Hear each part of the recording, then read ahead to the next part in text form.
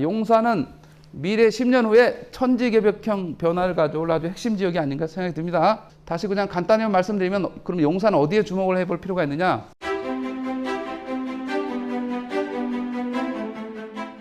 최근에 일어난 부동산 이슈에 대해서 쭉 고민해 보면서 시장의 방향성에 대해서 쭉 생각하는 시간을 가질까 합니다. 물론 이제 부동산 현황을 통해서 전국을 한번 왔다 갔다 해볼까 하고요. 그다음에 부동산 대책, 정책도 한번 살펴보고, 물론 여태까지 발표된 정책은 많지는 않습니다. 그렇지만 이제 공약을 통해서 한번 생각을 해보기로 하고요.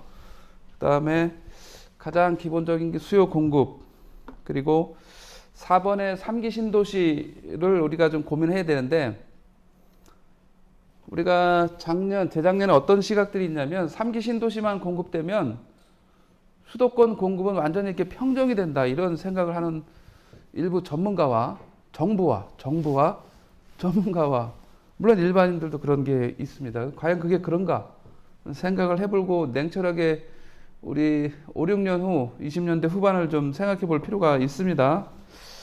그리고 철도, GTX 너무나 많이 이제 회자돼서 이게 수도권 가격 상승 요인으로 많이 작용을 했고요. 저는 철도 강의를 부동산 업계에서 최초로 도입한 사람입니다. 제가 2016년도에 철도 강의를 통해서 부동산과 접목을 시켜야 되겠다 그래서 제가 2016년도에 조선일보 부동산 트렌드쇼를 통해서 철도 역세권 투자 전략을 처음으로 도입을 해서 강의를 해온 사람입니다. 그래서 철도를 보면 돈줄이 보입니다. 마지막에 영향 요인, 지금 제가 주목하는 가장 큰 변수가 미국발 금리 인상이 우리나라 금리 인상에 어느 정도 영향을 미칠 것인가가 제가 제일 주목하고 있는 하반기 부동산 시장의 영향 요인입니다. 그래서 그 부분도 잠깐 생각해 보면서 쭉 시장을 얘기하도록 하겠습니다. 우선 우리나라 부동산 현황입니다. 자, 서울 지도를 제일 먼저 펴놨습니다. 서울 지도를 보게 되면 너무나 익숙한 서울이지만 서울에서 이 지도를 보게 되면 가장 먼저 이 경계를 이렇게 쭉 동서남북 경계를 쭉 이렇게 살펴보면 서울을 보면 어떤 생각이 듭니까? 잘생겼다. 잘생겼다죠. 자, 그런데 서울에서 가장 영향력을 미치는 자연환경 요인이 있습니다. 다름 아닌 뭡니까? 한강. 우리는 서울을 얘기할 때 늘상 입에 붙어서 얘기하는 게 강남, 강북이잖아요. 강남, 강북, 강서, 강동. 그렇지 않습니까? 강입니다, 강. 강이 서울의 한가운데를 가로지르는데 이 강은 물론 동쪽에서 서쪽으로, 이 팔당에서 동쪽에서 서쪽으로 일직선으로 가는 강이 아니라 이렇게 라운드 W자를 그리면서 갑니다. W자. 아주 멋있지 않습니까? W. 그래서 이 W는 한강에 사는 가치, W, 웰스, 부의 약자다, 이렇게 보시면 됩니다. WON, 원, 돈의 약자이기도 합니다.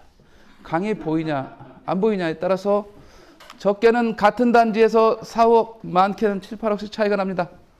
한강에 접해 있냐 보이냐 안 보이냐. 대표적으로 지금 한강 조망을 가장 극대화한 새 아파트는 지금 현재 어디에 있습니까? 반포에. 우리가 너무나 익숙한 맨날 얘기하는 아리팍, 아크로 리버팍, 아리팍. 아리팍은 어떤 아파트를 재건축한 겁니까? 신반포 1차 라는 아파트를 재건축한 거예요. 예, 저는 신반포 1차 시절부터 추천을 했어요. 1차 시절부터 이걸 빨리 사시라. 예. 당연히 3배 이상 올랐겠죠, 그죠? 예, 1차 시절부터. 자, 아리팍은 한강에 400m 정도 접해 있어요. 400m 정도. 자, 그래서 반포 시대를 열은 거예요.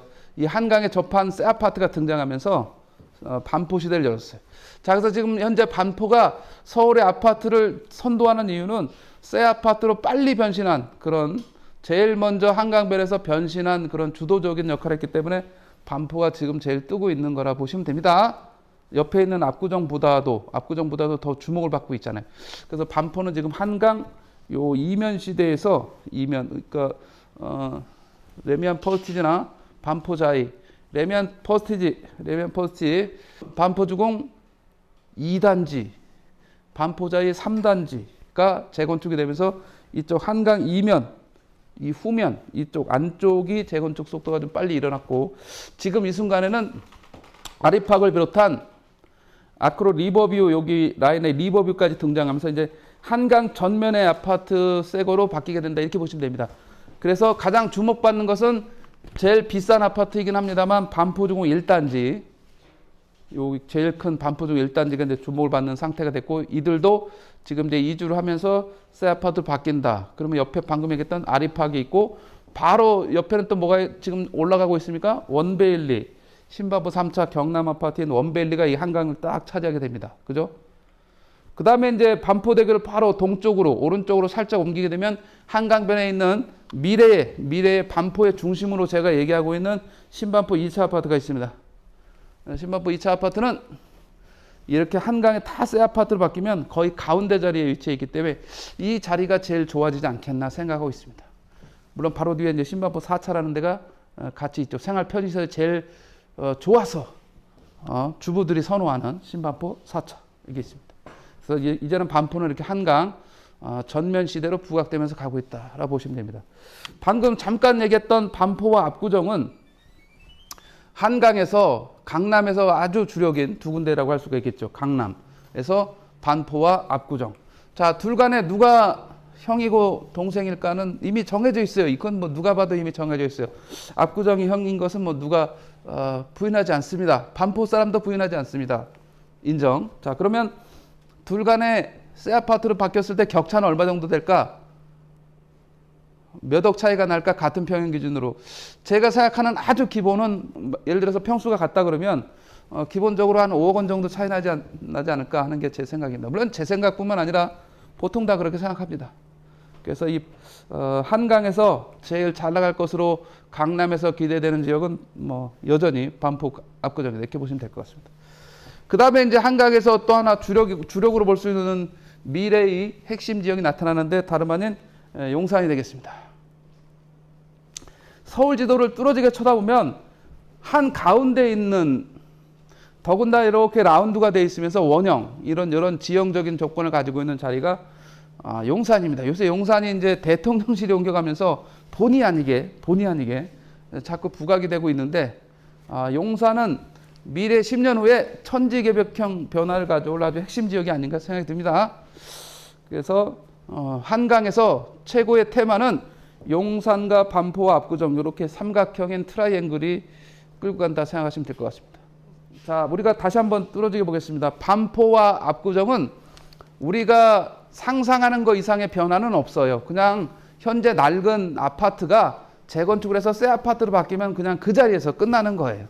더 이상의 변화는 없어. 충분히 예측이 가능한 그런 거지만, 이 용산의 변화는 지금 낡은 그런 주택이든 아파트든 이런 상황이 천지개벽형 변화를 거쳐서 약 4만 세대급의 새 아파트가 들어온다 생각하면 됩니다. 4만 세대, 공원을 중심으로 4만 세대. 우리가 송파 위례신도시가 4만 3천 가구예요. 위례신도시급의 그런 새 아파트 규모가 여기 용산에 등장한다 생각하시면 됩니다. 어마어마한 규모죠. 그만큼 방금 얘기했던 천지개벽형 변화입니다. 압구정은 미성, 신현대, 구현대 쭉 그때 한양 587까지 69까지 해서 현재 1466가구예요. 1466. 이게 뭐 재건축해서 세대수 늘려봤자 한 14,000, 5천 가구 되면 끝이에요. 자, 4만 가구가 들어선 용산이다. 다시 그냥 간단히 말씀드리면, 그럼 용산 어디에 주목을 해볼 필요가 있느냐? 누구나 다 아는 공원 동쪽에 한남뉴타운이죠. 한남뉴타운. 유엔사 공원에 접한 용산구청 바로 밑에 유엔사 부지, 수송부 부지, 바로 안쪽에 있는 청화 아파트, 그걸 제외하고는 이제 한남뉴타운 2구역, 3구역, 4구역, 5구역 이렇게 가는 겁니다. 시계 방향으로 2, 3, 4, 5 이렇게. 그래서 이쪽으로 대략 한 2만 가구 정도가 들어오지 않겠나 예상이 됩니다. 자, 그 다음에 제가 생각하는 한남뉴타운보다도 훨씬 더 메인이라고 생각하는 자리는, 그건 뭐 누가 봐도 중앙에 있는 자리는 공원의 남쪽에 있는 동부 이천동에서 서빙고, 신동아까지 이 자리입니다. 이 자리는 전형적인 우리가 제일 선호하는 매일 지형 지세에 가장 최적화된 자리라고 얘기할 수 있는 배산, 임수, 정남향의 자리를 가지고 있는 자리입니다. 배산, 임수, 정남향. 이 자리가 그런 거죠. 이를테면 한강맨션에서부터 시작해서 삼익, 왕궁, 점보는 한동이죠. 점보, 반도, 여기 신동아 이렇게. 그 다음에 바로 뒤에 있는 현대맨션은 이제 리모델링까지 합치게 되면 여기가 7, 8천 세대급으로 바뀐다 생각하시면 이 자리가 사실상 중심이다 생각하시면 됩니다. 왜 중심이 될 수밖에 없느냐면 우리가 늘상 최고로 생각할 수 있는 한남 뉴타운은 남산 고도 제한에 걸려서 3구역 같은 경우는 높이가 10층 정도에 머물 확률이 높고요. 제일 높은 데가 어디냐면 한남 뉴타운 5구역, 반포대교 동쪽에 있는 5구역은 지금 23층 정도로 기획이 되고 있어요.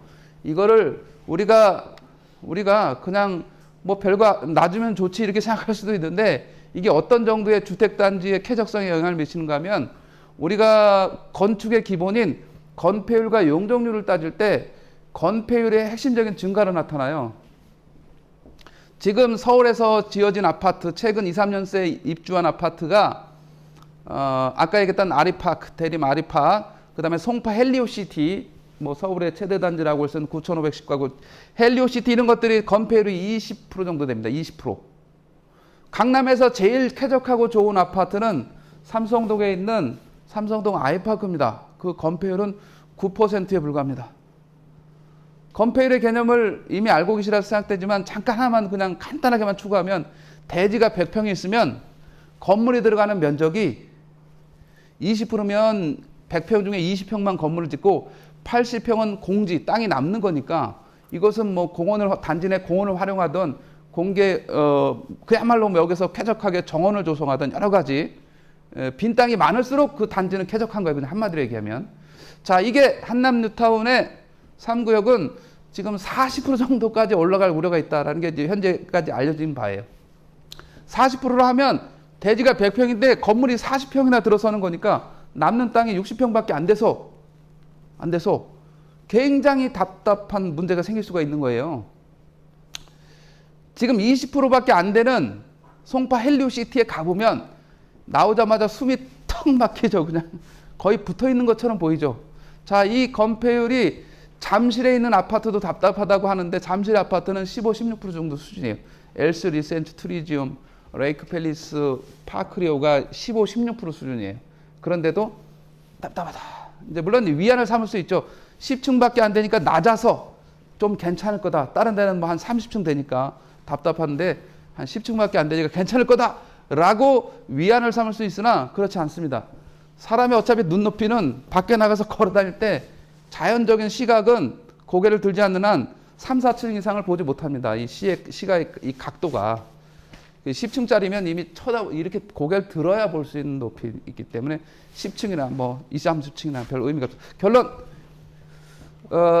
우리의 기대만큼 그런 쾌적성을 가져오기는 약간 한계는 있어 보이는 상황이 되겠다라는 생각을 참고로 꼭 하셔야 됩니다. 그리고 한남 뉴타운의 경쟁력이 지금 강남역에서 또 신사역까지 지하철 신분당선이 개통돼 있잖아요. 자, 한남 뉴타운에서 가장 생명력이 유지되려면 신분당선 역을 하나 유치해야 됩니다. 그렇지 않으면 이거는 결정적인 교통의 가장 큰 심각한 문제를 야기할 수 있어요. 자, 지금 현재 계획은 신사역까지 와 있는 신분당선이 동빙고역은 대략 위치가 어디냐면 수송사 부지, 미군 수송사 부지 이쪽 자리, 한강 중학교 위쪽 이쪽 자리 정도의 역이라고 생각하면 돼요. 그 다음 역이 박물관역, 용산역 이렇게 가거든요. 그러면 한남 뉴타운에서 역을 찾아가려면 너무 멀게 됩니다. 그래서 여기 보강역 신설이 이들을 살리는 결정적인 거라 보면 됩니다. 자, 철도는 제가 16년대 강의를 처음 시작했다고 말씀드렸는데 철도역을 하나 만들려면 2천억 정도의 재원이 필요해요. 경전철은 한 1,000억 정도. 그러면 2천억을 이 지역에서 내야 되는 거예요. 자, 2천억을 들여서라도 이 한남 뉴타운은 역을 유치해야 됩니다. 그렇지 않으면 한계는 있겠다. 이렇게 좀 볼 수 있습니다. 자, 그 다음에 지금 이 순간 최고의 가치를 누리는 것처럼 보이는 한남동에 두 아파트 단지가 있습니다. 나인원 한남, 한남 더힐입니다. 나인원 한남과 한남 더힐. 뭐 연예인들이 집중적으로 살면서 유명세를 떨치고 있는 아파트 단지이기도 합니다. 그들의 운명은 어떻게 될 것이냐? 이 한남 뉴타운이 완성되고 유엔사 부지, 수송사 부지의 고급 주상복합이 나타나게 되면 이들은 변방이다 이렇게 생각하면 됩니다. 변방. 지금은 최고일지언정 미래 새 아파트가 4만 세대가 공원 주변에 나타나게 되면 이들의 입지는 변방이다. 한강이 보이냐? 안 보인다. 공원이 가깝냐? 못 간다. 철도가 있냐? 없다. 그냥 나 혼자 운둔의 세계에서 살 거다. 요거밖에 없어요. 요거밖에 없어. 그건 한계를 맞이할 거로 예상됩니다. 자, 이 한가운데 있는 동부 이촌동 서빙구의 신동 아파트를 보게 되면 이들은 재건축되는 순간 건너편 반포의 가치를 그대로 가져갈 거다 이렇게 생각하시면 됩니다. 그래서 여기 주목하시기 바랍니다. 제일 좋은 한강 맨션은 5층짜리인데 여기는 기획안이 지금 한강변에 68층짜리 이렇게 올라간다는 거예요. 68층짜리. 그리고 한강변에 있는 조합원 그 아파트가 5층짜리인데 세 동 있잖아요. 세 동. 이 사람들을 다 한강변에 주기 위해서 한강변에 또 한 동을 만들고 이게 높게 60층 넘게 지는 거는 뒤에 있는 조합원들을 유치하기 위한 거고 기존에 있는 한강변에 있는 사람들을 위해서는 한 동짜리 이렇게 만들어 준다는 거예요. 그러면 이 60층짜리에는 이제 뒤에 있는 사람들이 나오는 거죠. 뒤에 있는 사람들이 나오면서 이 어마어마한 세상이 바뀌는 거예요. 여기가 한강맨션. 오른쪽에 신동 아파트. 신동 아파트는 제가 제 책에서도 명명한 서울 최고의 조망권 아파트다라고 합니다. 아까 아리팍이 한강변에 400m라 했는데 요거는 자기 단지만 한강에 접한 길이가 일자가 아니라 이렇게 라운드로 800m. 5층 그 신동아 상가가 5, 6층밖에 높이가 안 되기 때문에 그 넘어가게 되면 이 200m도 조망권도 확보한다는 얘기가 돼요. 결국은 1km를 한강 조망을 이렇게 라운드로 확보한다. 라운드로 원형으로. 그렇기 때문에 이렇게 펼치는 부채살 모양의 조망을 갖게 됩니다. 그러면 아리팍이 400m에서 단지 내 30% 정도의 그런 입주민의 조망을 확보해 줬는데 30%, 400m가 30%라고 하게 되면 800m니까 단지 내에서 800m, 1km니까 30%가 아니라 2배 이상 조망을 확보할 수 있다는 거 아니에요? 60%, 70%가 한강을 볼 수 있다는 거예요. 조합원 중에. 그냥 단순 계산해서 그렇다는 거예요. 단순 계산해서. 자, 그리고 못 보는 3, 40%는 그럼 어떻게 보면 됩니까? 이 공원을 보면 됩니다. 뒤에도 공원. 이 공원 조망. 그래서 거의 조합원의 대부분은 한강이든 공원이든 조망권을 차지할 수 있지 않겠나 생각이 듭니다. 자, 지금은 제가 한강을 중심으로 얘기하기 때문에 한강 조망이 최고의 가치를 갖는 것처럼 보이지만 저보고 한강을 볼 거냐 공원을 볼 거냐 선택을 하면 저는 어디를 볼까요? 저는 공원을 봅니다. 그리고 자칫하다가 여기서 20층, 30층에 앉아서 거실에 앉아서 한강을 보겠다라고 하는 순간 나의 조망 포인트는 한강이 보이는 게 아니라 건너편 반포의 아파트가 보입니다. 한강폭은 거리가 1km가 최고 1.2km 정도, 좁으면 800m 정도의 강폭을 가지고 있어요. 이 강도 전 세계에서 하나의 도시를 관통하는 강폭으로서는 뭐 거의 압도적이에요. 압도적. 뭐 파리의 세인강을 가보게 되면 뭐예요? 이게 개천이잖아요. 개천. 아무것도 아니잖아요. 파리의 세인강은. 자, 이런 천혜의 강은 없어요. 그럼에도 불구하고 강조망을 최대 극대화하려면 어디에 가 사셔야 되냐면 3층에서 10층 사이에 살아야 돼. 그렇지 않으면 그냥 패스해서 저쪽 반대편 아파트가 보여요. 유념하시기 바랍니다. 저층이 최고의 포인트입니다. 3층 정도만 돼도 아주 좋은 조망을 확보하리라 생각이 듭니다. 자, 이렇게 세 개를 중심으로 서울에서 말씀을 드렸고 더 확장을 시키면 서쪽에 여의도가 있습니다. 여의도 주목하시기 바랍니다. 여의도는 현재 8,200세대인데 이게 재건축이 되는 날 여의도의 변신은 뉴욕의 맨해튼을 만들 거다라고. 여의도가 서쪽에서 쫙 8,200세대가 재건축이 될 경우 이 여의도의 가치는 그냥 기본적으로 여의도는 뭐 평당 1억 원 정도는 가야 되지 않겠나 생각을 해볼 수 있는 자리예요. 그럼 그 중에 어떤 자리가 제일 좋을 것이냐? 여의도의 최대 단지는 시범 아파트죠. 시범 아파트. 시범 아파트는 여기 오신 우리 이 집은 수강을 하시는 수강생들보다 대부분의 분들보다 나이가 많지 않게나 생각됩니다. 시범 아파트가 몇 년생입니까? 1900 앞에 7자입니다. 70년대, 70 몇 년일까요? 1년입니다. 자, 그런데 71년생 똑같은 아파트가 아까 얘기했던 동부이촌동에 하나 있습니다. 어떤 아파트가 71년생일까요? 아까 좋아진다는 한강맨션이 71년생입니다. 그래서 빨리 해야 됩니다. 더 이상 늦출 수가 없습니다. 시범 아파트가 제일 큰 단지인데 제일 입지가 좋으냐? 요건 고민이 필요합니다. 왜냐하면 지하철이 불편스럽습니다. 그렇게 따지면 제일 좋은 아파트는 여의도에서 사업성이 제일 좋은 아파트를 먼저 거론해야 되는데 상업지역에 위치한 아파트입니다. 다름 아닌 서울 아파트, 공작 아파트, 수정 아파트, 삼부 아파트의 일부가 상업지역입니다. 이들은 뭐 6, 70층까지 올릴 수 있는 이미 상업지역이니까 여건이 되잖아요. 그러니까 이들은 사업성이 제일 좋은 자리죠. 상업지역이 아님에도 불구하고 입지상 제일 괜찮아 보이는 자리로 제가 선택한 아파트는 모카 아파트입니다. 여의 나루역 옆에 있는 모카 아파트. 단지가 크진 않습니다만 이 모카 아파트하고 서울시에서 3부 아파트를 같이 통합해서 재건축하려고 합니다. 서울시에서. 이게 상업지가 아니니까 300%밖에 안 되잖아요. 이걸 서울시에서 600%를 줄 테니까 너네 통합 재건축하라 이렇게 제시했습니다. 지구단위 계획을.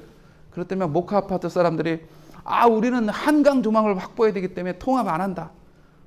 이렇게 거부하고 있는 중이에요. 600%를 받으면 일단 300%보다 2배를 높게 지어서 얼마나 사업성이 좋아져. 모카 입장에서 엄청나게 좋아지는 거죠. 그 대신 통합을 하는 대신 그들이 그냥 이렇게 얘기하면 돼요. 야, 우리 삼부하고 모카 우리가 재건축을 하지만 우리는 자기 자리에서 재건축하자 하면 끝나는 거예요. 그냥 그럼 뭐 자기 자리에서 통합은 하지만 자기 자리에서 알아서 재건축하자 이러면 되는 거잖아요. 그죠? 그렇게 하고 있는 재건축 단지가 어디 있습니까? 반포에 원베일리. 신반포 3차 경남 아파트가 재건축하는 원베일리 들어보셨죠? 거기가 신반포 3차가 이렇게 길게 한강변에서 경남 아파트가 길게 이렇게 돼 있잖아요. 야, 통합은 하지만 각자 자기 자리에서 지어 이게 되는 거죠. 그렇게 하면 되는 거예요. 자, 그렇게 지어졌을 때 모카와 삼부 아파트가 바로 앞에 여의도 고등학교가 5층짜리밖에 안 되기 때문에 한강을 동남향으로 이렇게 한강을 이렇게 확보하게 돼요. 아주 좋은 자리가 됩니다.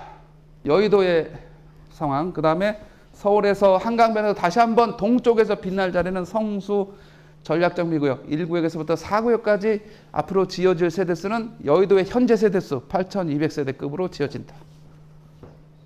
여기 8,200세대가 들어가면 현재 이 서울숲공원 옆에 있는 옛날 오래된 아파트인 한화 갤러리아 폴의 대리마크로, 그 다음에 지어질 부영의 아파트 앤드 한강변에 있는 트리마제에서부터 1, 2, 3, 4 영동대교까지 이렇게 8,200가구가 영동대교까지 이렇게 지어져요. 이게 영동대교예요.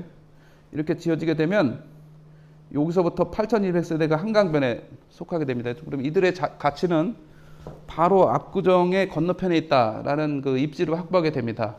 그러면 지하철은 한정거장 지하철, 서울숲 여기서 타면 바로 압구정 로데오까지 한정거장. 이들은 뭐 강남 출신들이 많이 갔기 때문에 이 자리도 충분히 강남과 연계성이 커질 걸로 봅니다. 압구정에는 아버지가 살고 성수에는 아들이 살면 딱 되는 구조라고 생각하시면 됩니다. 이렇게. 그래서 서울에서 한강에서 제일 괜찮아질 핵심은 5군데라고 보시면 될 것 같고, 염창동, 등촌, 가양 요 일대도 사실은 은근 괜찮아 보이는 자리이기도 합니다. 요 자리들도 한 번은 봐야 되지 않겠나 생각은 늘 하고 있는 자리입니다. 물론 단지마다 용적률이 다르기 때문에 차는 봐야 됩니다. 자, 그 다음에 잠실이 송파구가 이 서초 강남에 눌려서 같은 강남 3구인데 여기는 가격이 뭐 멈춰 있는데 왜 여기만 서초 강남만 올라가냐고 기자들이 막 질문합니다.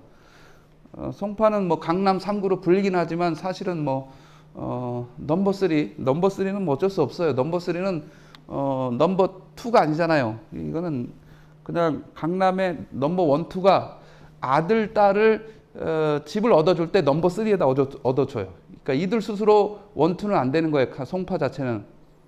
이 아까 얘기했던 엘스 리센츠 트리지움 여기 파크리오까지 한강변에 있는 아파트가 제일 큰 아파트가 LC에는 아예 50평대가 아파트가 없고요. LC에는 없어요. 50평대 아파트가 40평대가 제일 큰 거예요. LC에는 그냥 한마디로 얘기하면 51평, 53평이 제일 큰 아파트예요. 지금 얘기한 아파트 중에서. 결론은 뭐예요? 부자들이 살 수 있는 평수로는 너무 좁아서 여기 잠실에 부자들이 살 수가 없어요. 그냥 간단히 얘기하면. 부자들은 기본적으로 60평이 넘어야 된다라는 생각을 가지고 있어서 여기에 살 데가 없다는 거예요. 그냥. 그거 하나로 그냥 끝나는 거예요. 송파가 강남이 될 수 없다는 거는 끝난 거예요. 그냥 거기서. 끝난 거예요. 물론 이제 앞으로 지어지면 나타날 때가 있죠. 다름 아닌 잠실에 앞으로 지어질 한강변에 중대형 아파트가 누가 있습니까? 잠실 장미 아파트. 5단지는 중대형으로 지어질 수 있는데 현재 평형은 34, 30, 36 중산층 아파트여서 그 또한 부자들의 영역은 아니고 앞으로 지어지면 이제 중대형이 생길 수 있는 여지는 다 약간 있습니다. 약간. 그러나 이미 60평대가 있는 장미 아파트가 오히려 여기서는 좀 부자 아파트입니다. 잠실에서는. 물론 한강변이 아닌 데서는 이제 아시아노촌이라는 데가 있긴 하고요. 자, 그 다음에 재건축에서 그렇게 집중력이 크진 않지만 그래도 한번 조금씩은 챙겨봐야 될 게 이 광장동 극동 아파트라는 데가 있어요. 광장 극동 아파트라는 데가 있어요. 물론 나름대로 학군도 괜찮고 학원가도 잘 돼 있고 해서 나름은 괜찮긴 합니다. 이 광장 극동 아파트. 그 다음에 이제 이쪽 암사 쪽, 천호 암사 쪽에는 뚜렷하게 뭐 얘기하기가 조금 모호하긴 합니다만 나름대로 리모델링을 통해서 조금 개선될 수 있는 자리는 있기는 해요. 근데 뭐 확연하게 어느 지역에다 얘기하기는 조금 어려운 측면이 있는 자리긴 합니다. 자, 그 다음에 또 살짝 나가 보겠습니다. 김포, 고촌. 그 다음에 한 번 더 뻗어 나가 보겠습니다. 하남미사.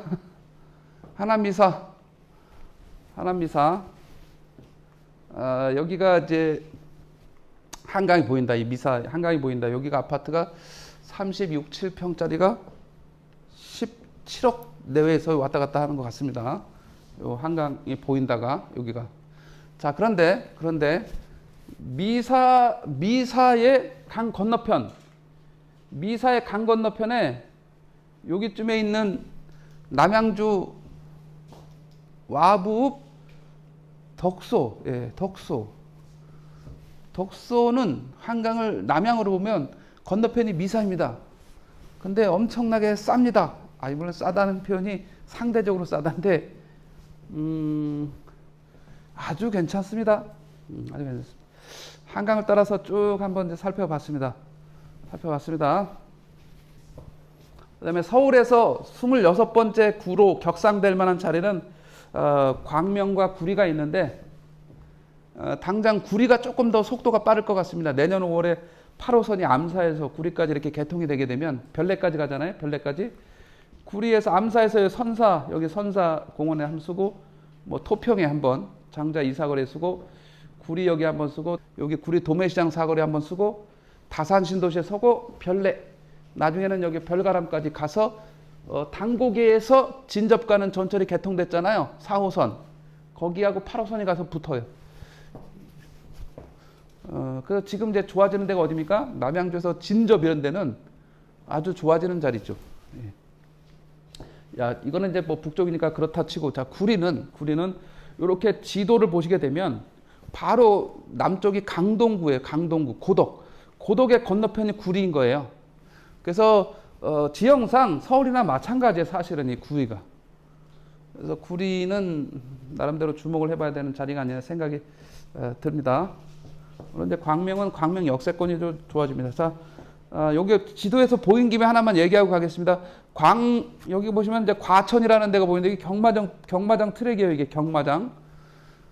과천에서 꼭 주목해야 될 곳은 과천 지식정보타운에 지금 입주가 이루어지고 있습니다만 그 남쪽에 인덕원 밑에 거기를 얘기하는 게 아니라 제가 3기 신도시 중에서 중소택지 중에 과천지구라 해서 원래는 7천 가구를 계획했는데 1만 가구로 입주할 자리가 과천지구라 해서 선바이역 옆에 있어요. 선바이역 옆에. 이 자리는 3기 신도시를 신도시급과 중소택지급을 다 합쳐서 신도시급, 중소택지급을 다 합쳐서 10,000가구짜리에 불과하지만 제1순위로 청약을 해야 될 자리가 여기 아니냐 생각이 듭니다.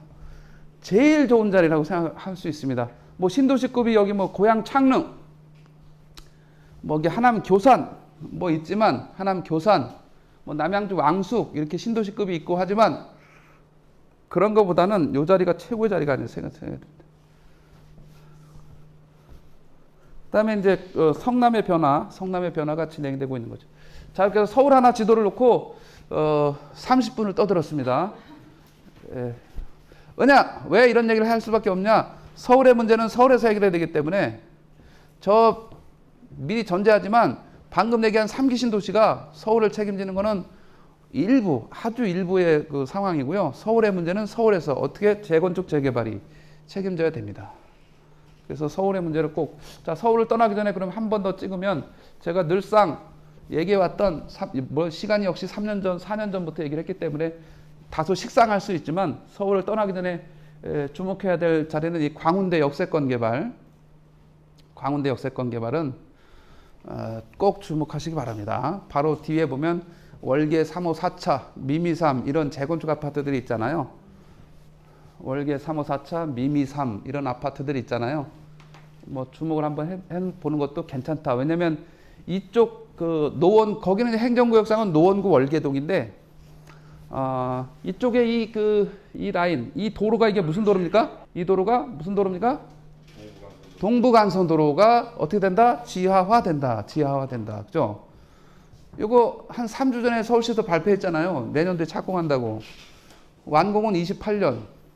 양쪽 도로를 다 하는 게 아니라 왼쪽, 서쪽 도로를 먼저 해요. 서쪽 도로. 양쪽을 다 공사할 수 없으니까 먼저 하는 게 왼쪽부터 하는 거, 왼쪽부터. 서쪽부터 하는데 이게 28년 완공 예정이에요. 그다음에 오른쪽 도로는 34년 완공 예정이에요. 자, 그러면 어디에 사야 되는 거예요? 왼쪽 도로변에 있는 걸 사야 되는 거죠. 왼쪽 도로변에. 그게 아까 얘기했던 이제 광운대 라인이 되는 거고 그렇습니다. 자, 광운대는 역세권 개발이 1번 호재고 2번 호재가 GTX 호재가 있는 거죠. GTX. 광운대에서 만약에 GTX 타고 강남에 가야 되겠다라고 하면 역을 세보겠습니다. 광운대에서 탔다. 강남을 내가 가야 되겠다. 그러면 여기 몇 개인가? 맨 처음에 청량리 하나, 두 번째 왕십리 하나, 세 번째 삼성역, 세정거장이니까 얼마? 10분 만에 간다. 이렇게 10분 만에. 그럼 뭐 강남 가는데 10분 만에 도착하면 뭐 게임 끝난 거죠. 더 이상 뭐 얘기할 게 뭐 있어요, 그죠? 네. 그 다음에 세 번째 문제는 방금 얘기했던 동부간선도로 지하화가 된다는 것은 그 간선도로 옆에 있는 아파트 입장에서 도로가 지하로 내려간다는 건 뭐예요? 이 중랑천이 바로 수변공원이 된다는 뜻이 되는 거지. 수변공원이 된다는 뜻이 되는 거지. 수변공원. 그 다음에 뭐 10분 시간 있다 그러면 10분 지금부터 10분이 여유가 있다 그러면 지금 이 순간에도 지하철 1호선이 있고 10분이라는 시간이 있다 그러면 슬슬 걸어가서 공릉역에 가면 7호선을 타고 지금도 강남을 갈 수 있어요. 공릉역에서 한 10분 정도밖에 안 걸리니까. 네, 일단 서울을 빨리 떠나겠습니다.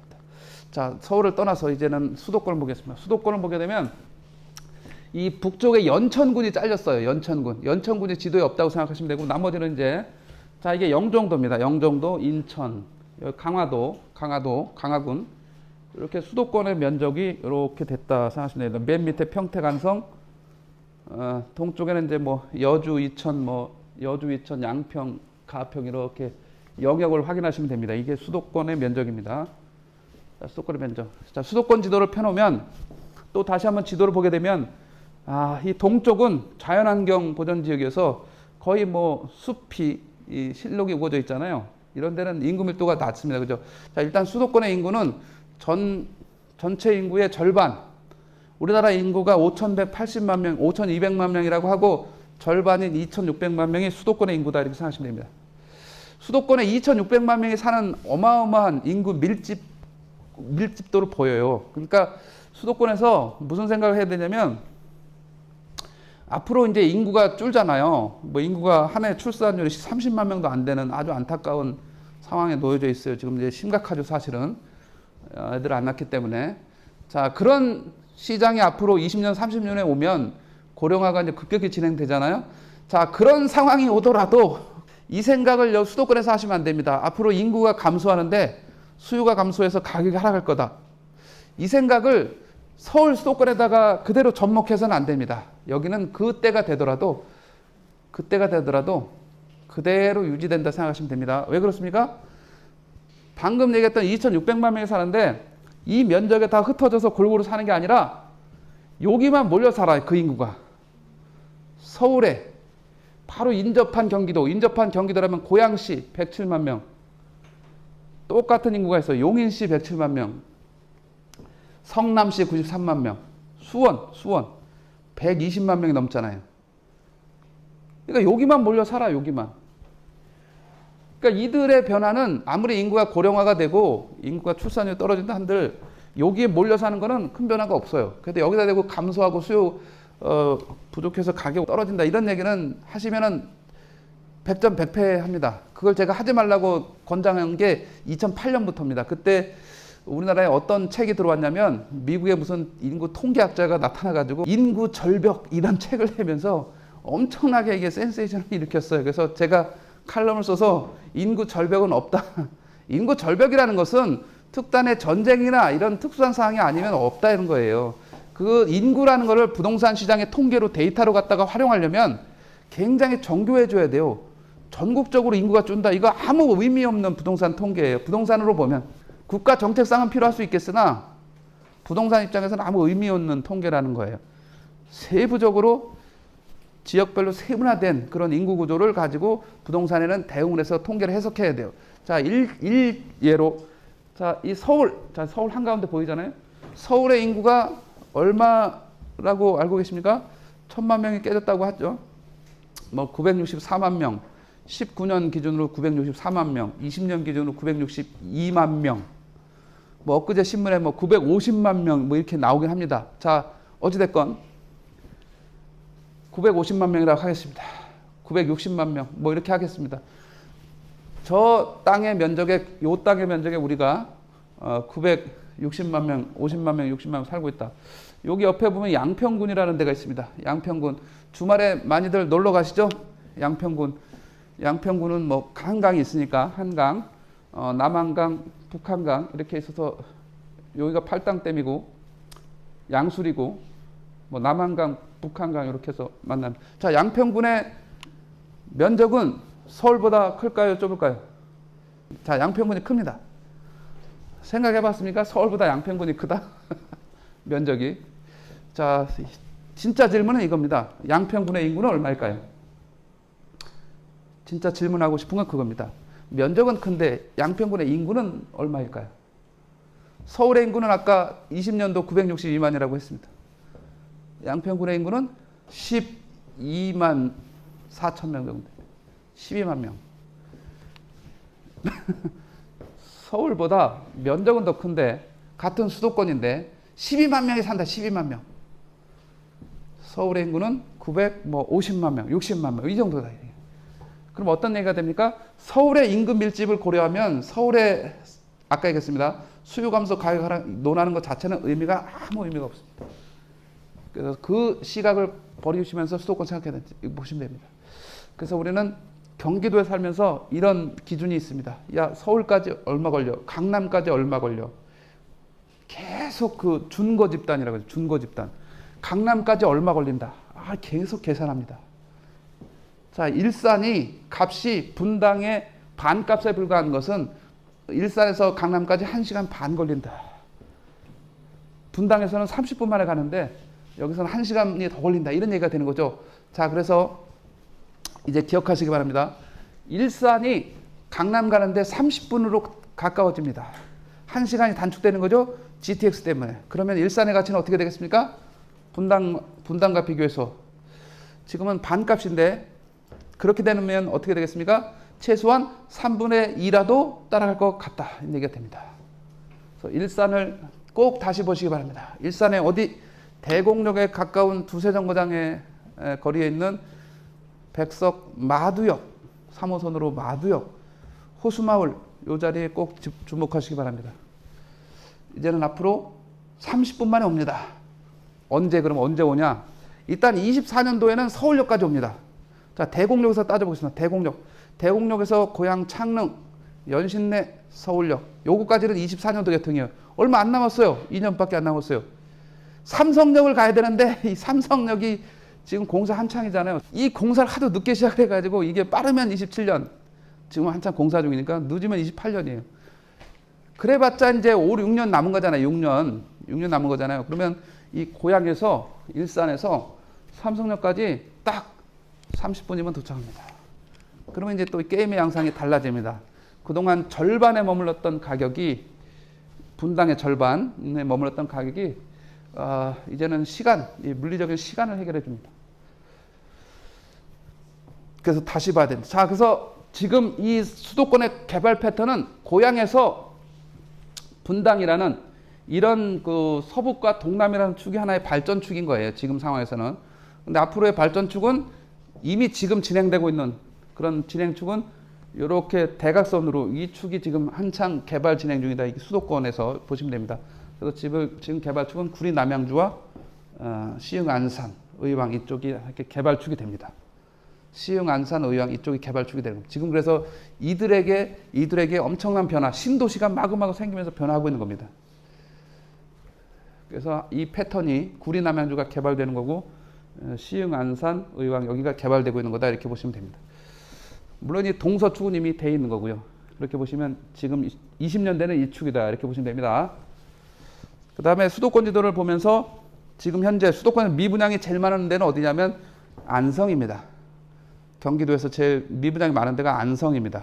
예, 전체 경기도를 저걸 가지고 얘기하면 안 되는 거예요. 그래서 경기도는 미분양이 지금 절대 사라진 그런 핵심 지역이다 이렇게 보시면 될 것 같습니다. 다시 하나 더 추가하겠습니다. 이 지도를 보면서 잘려있는 연천군이 어떻게 하면 오죽하면 잘려 있을까 이거 생각해 보면 연천군을 좀 살려주는 길을 살려주는 하나의 테마 하나 얘기하겠습니다. 연천군과 옹진군, 백령도 옹진군은 접경 지역이 있기 때문에 하나의 제도에서 특혜를 줍니다. 그 특혜는 다름 아닌 농어촌 주택입니다. 농어촌 주택. 요새 가끔 들리죠? 종부세 예외로 농어촌 주택을 해줄 것 같다라는 게 최근에 지금 기류잖아요. 이 농어촌 주택은 어떤 특징이 있습니까? 공시가격 2억 원 이하의 주택인데 2억 원 이하의 주택입니다. 대지 면적 종전에 기준이 있었는데 다 폐지됐습니다. 그냥 공시가격만 2억 원 이하. 수도권 이외의 읍면 지역에 있으면 해당이 되는 건데 이 주택은 기존에 서울에 A라는 아파트가 있었다고 했을 때 일반 주택이 있다고 했을 때 추가로 농어촌 주택을 하나 사면 수도권 이하의 읍면 지역에 가서 물론 20만 명 이하의 지방 소도시도 해당은 됩니다만 어찌됐건 하나를 샀다라고 하게 되면 그 농어촌 주택을 3년간 보유한다는 조건으로 서울에 있는 A라는 아파트를 매도할 때는 1세대 1택 비과세 혜택을 줍니다. 1세대 1택 비과세 혜택을 줍니다. 이 주택수에서 빼주는 거죠.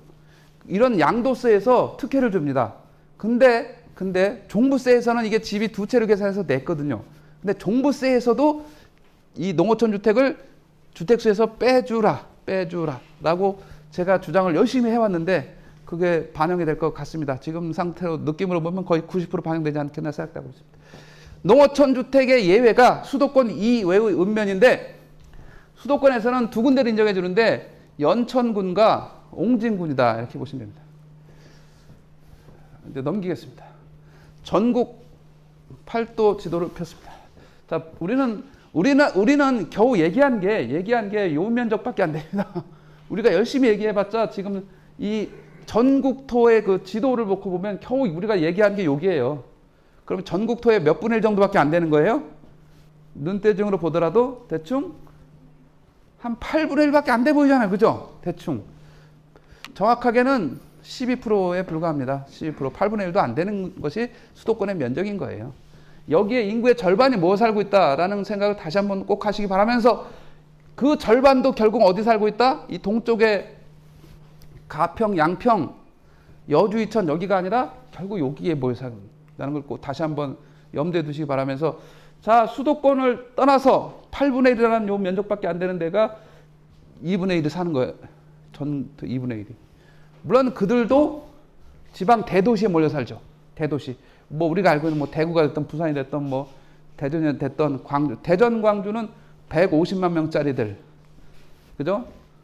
부산은 334만 명짜리, 대구 뭐 250만 명짜리, 뭐 240만 명대 좀 떨어지고 있어요. 이런 정도죠, 그죠? 큰 도시라고 해봤자, 물론 이제 지방에서 100만을 넘었는데 광역시가 아닌 데가 있네요. 이 창원이. 자, 그 정도가 이제 100만을 넘는 데라고 할 수 있고, 물론 울산 당연히 115만 정도 되고요. 나머지는 다 100만도 안 되는 이런 지역이에요. 물론 100만 안 되는 지역 중에서 제일 큰 데는 청주가 되겠네. 청주. 여기 안 나와 있지만 청주 86만 명 정도 이렇게 보시면 될 것 같아요.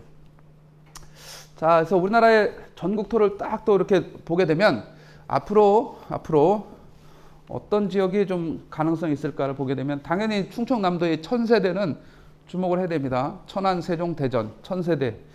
요새 첫 글자 따는 게 유행이라서 저도 따봤어요. 천세대. 세종과 대전이 약간 주춤합니다. 주춤한데 그건 오래가지 않을 것으로 봅니다. 세종시는 계속 인구가 늘어나고 있기 때문에 지금 한 36만 정도인데 향후에 인구는 50만 명 이상으로 늘어날 것으로 예상되는 지역이어서 세종은 시간이 갈수록 조금 더 집중력을 회복할 것으로 예상됩니다. 대전 마찬가지입니다. 그다음에 이제 전라북도에 가면 전주, 군사는 공급 부족으로 강세를 보이는 지역입니다. 광주는 사건 사고가 많아서 어려움이 많습니다만 광주는 상승 중입니다. 언제까지? 내년까지도 계속 올라갈 자리가 이 광주 아닌가 생각이 듭니다. 광주는 재개발 중이다 이렇게 생각하시면 될 것 같고, 미분양 아파트는 딸랑 2개밖에 없습니다. 광주의 미분양은 딸랑 2채 없는 거죠. 예. 자, 목포가 그동안 2, 3년간 안 오다가 요새 살짝 올라가는 게 목포 정도라고 보시면 됩니다. 여수, 순천은, 광양은 전라도에서 대표적인 부자 동네인데 그동안 너무 올라서 약간 주춤거리는 시장이라고 보시면 됩니다. 여수, 순천. 그러나 이것도 시간이 지나면 다시 회복할 수 있는데 이들은 대기업을 기반으로 한 도시여서 지금은 이제 주춤거리지만 시간이 지나면 뭐 회복한다는 것은 뭐 불문가지입니다. 여수, 순천이. 살짝 이제 경상남도로 오게 되면 진주, 통영, 창원이 보이는데 창원, 진주, 통영, 경상남도는 절대 공급 부족 시대에 들었다라고 봅니다. 그래서 제가 경남시대다 이렇게 얘기를 하고 있습니다. 경남시대. 떨어지지 않습니다. 오히려 좀 올라갈 수 있다는 생각이 들고. 자, 그 다음에 부산입니다. 제2의 도시 부산. 부산에서는 해운대구, 수영구 안쪽에 동네, 요게 이제 삼총사잖아요. 그런데 이 변화가 이제 생겼어요. 동네 이건 이제 빠지면서 해안가 쪽으로 해운대, 수영구, 남구, 5, 6도 돌아가는 요 남구. 다시 한번 또 바닷가에 부산항. 우리가 부산역에 KTX 내리잖아요. 부산항 바로 뒤에가 이제 부산항이잖아요. 부산항이 부산 동구. 물론 살짝 옆에 이제 중구는 지금 바닥이에요. 부동산 가격이 바닥. 그 다음에 이렇게 섬이 약간 나와 있는 영도구. 요 라인에 이제 집중력이 생기지 않겠나 예상이 됩니다. 그래서 해운대, 수영구 세상에서 남구부터 동구 요 라인으로 이렇게 퍼져나올 것으로 예상되는 게 부산의 상황이다라고 보게 되면 돌아와요 부산항해다 이렇게 보시면 됩니다. 돌아와요 부산항의 가치가 앞으로 10년간 집중될 걸로 봅니다. 그래서 우리가 이제 부산역에 내리면 앞으로는 부산항에 가서 바로 뒤에가 부산항이니까 오페라 하우스를 보러 가자 이런 데 때가 됩니다. 여객선을 한번 타면서 이제 부산항에서 그 시즌이 옵니다. 자, 이 부산에서 목포까지 앞으로 10년간 우리는 아파트 시장만 생각할 수 없으니까 부동산 측면에서 관광 측면에서 이 면적 어마어마한 이 다도해 여기에 집중하시기 바랍니다. 그래서 제가 계속 주장하는 것이 앞으로 20년대 말이 되면 다도해 시대가 열린다라는 걸 계속 주장하고 있습니다. 다도해 시대. 다도해 시대는 KTX와 함께 접근성 개선이 이루어지는데 서울에서 목포까지 2시간 35분, 2시간 반 이렇게 봅니다. 목포까지 비 내리는 호남선, 목포까지 호남선. 그 다음에 여수가는 전라선. 자, 그 다음에 여기 가운데 진주, 통영, 거제까지 가는 김천에서부터 가는 남부 내륙 고속철도. 이 경부선 김천에서 분기해가지고 진주, 통영, 거제 여기까지 가는 남부 내륙 고속철도. 그 다음에 기존에 경부선까지. 그래서 남쪽으로 가는 그 상위 4개 노선이 이제 확실하게 유지가 되는데, 부산에서부터 진주 거쳐서 목포까지 이렇게 동서로 가는 KTX까지 또 개통이 됩니다. 그래서 이제는 부산에 가서 아까 해운대에서 머물기는 너무 식상하니까 이제는 어디까지 가야 됩니까? 통영까지는 이제 하나의 코스가 되는 거죠. 왜냐면 통영에서 바로 KTX 타고 이렇게 올라와도 되는 거니까요. 서울 사람 기준 얘기하면. 부산에만 머무는 게 아니라 부산에서 거제도를 거쳐서 통영에 와서, 물론 거제도에서 타고 올라와도 되고, 거제도가 종점이니까요. 거제도에서. 그리고 이제 거제도와 부산 사이 여기 그 하나의 섬이 하나 있잖아요. 가덕도라고. 거기에 공항이 만들어지잖아요. 그래서 거기 다리가 이제 거가대교죠. 거제도와 가덕도 연결하는 거가대교. 여기가 하나의 이제 명소로 되는 거죠. 그래서 부산에 가면 이제는 부산에 머무는 게 아니라 이렇게 거쳐서 거제 통영을 거쳐서 이렇게 올라올 수 있는 코스로 된다, 이렇게 보시면 됩니다. 자, 그 다음에 또 하나, 여수를 중심으로 다도해는 발전이 가능한데, 지금 이미 여수를 중심으로 해상 실크로드가 완성되고 있는데, 해상 실크로드 다름이 아닌 고흥에서부터 여수로 가려면 이렇게 북쪽으로 올라갔다가 순천 갔다가 내려와야 되는 이 코스로 갔어야 되는데, 지금 이미 2년 전에 고흥에서 여수까지 섬과 섬 사이에 다리를 연결해서 20분 만에 갑니다. 이렇게. 지금 이미 개통되어 있습니다. 이미. 괜히 올라갈 필요가 없어요. 그냥 고흥에서 바로 여수로 가요. 자, 그 다음에 작년 8월에 확정 발표된 게 있습니다. 여수에서 남해까지 이렇게 바로 갈 수 있는 해저 터널이 작년 8월에 발표됐습니다. 그것 또한 27, 8년 완공 예정이니까 바로 이렇게 연결하게 되면 바로 고성, 통영, 거제, 아까 얘기했던 부산까지 바로 기존의 이쪽 내륙의 도로가 아니라 섬과 섬 사이에 이 도로, 도로 내지는 다리 내지는 해저 터널로 이렇게 완성이 된다 보시면 됩니다. 자, 그래서 이순신 벨트가 완성된다 생각하시면 됩니다. 이순신 벨트. 통영에서 한산도도 다리로 연결해서 육지화될 계획이 있습니다. 한산도 자체도. 그래서 한산도에 가서 한산섬 달 밝은 밤에 수루에 올라앉아 긴칼 옆에 짜고 어떤 섬을 살 것이냐 고민에 잡혀 이렇게 하시면 될 거다. 머지않은 얘기가 됩니다. 다도의 시대가 온다. 저 섬이 너 섬이냐, 이 섬이 내 섬이냐, 이렇게 잘 따져보시면 이 다도에는 제주도를 대체하는 가치를 갖게 될 거다, 이렇게 보시면 됩니다. 이순신 벨트라 하면 통영 어디까지? 진도까지. 진도에서 격전지 대첩이 일어난 데가 진도의 무슨 대첩입니까? 명량입니다. 명량. 그 영화 보셨죠? 예. 그 영화의 격전지가 어디입니까? 진도. 그래서 이순신 벨트가 진도에서 통영까지 이렇게 연결된다 보시면 됩니다. 이순신 벨트가 크루즈 관광 코스로 등장하지 않겠나, 이게 제 예상입니다. 크루즈 관광 코스로 연결되지 않겠나. 아주 섬은 굉장히 매력적입니다. 이렇게 해서 이제 여기까지 왔고, 자, 이제 안쪽으로 들어가면 대구는 내년까지 힘들 자리입니다. 내년까지 대구의 입주 물량이 급증하기 때문에 한계가 생깁니다. 자, 포항, 경주의 미분양이 급증하면서, 물론 포항도 포항 나름이에요. 포항은 포항 북구가 있고 남구가 있는데, 남구 쪽에 미분양이 집중되면서 남구 쪽은 안 좋아요. 근데 북구는 괜찮아요. 자, 여기 보면 이제 안동, 영주 이런 데들이 있습니다. 이 내륙 도시, 저 인구 10만 명짜리 됩니다. 안동 10만 명이 깨졌지 않습니까? 그래서 안동 시청 사람들이 2년 전인가 이 까만 상복을 입고 근무했어요. 슬픈 날이다. 왜? 인구 10만 명이 깨졌다. 이런 아까 얘기했습니다. 인구 구조 변화에서 지방 소도시와 농어촌의 몰락으로 이어지는 상황이 됩니다.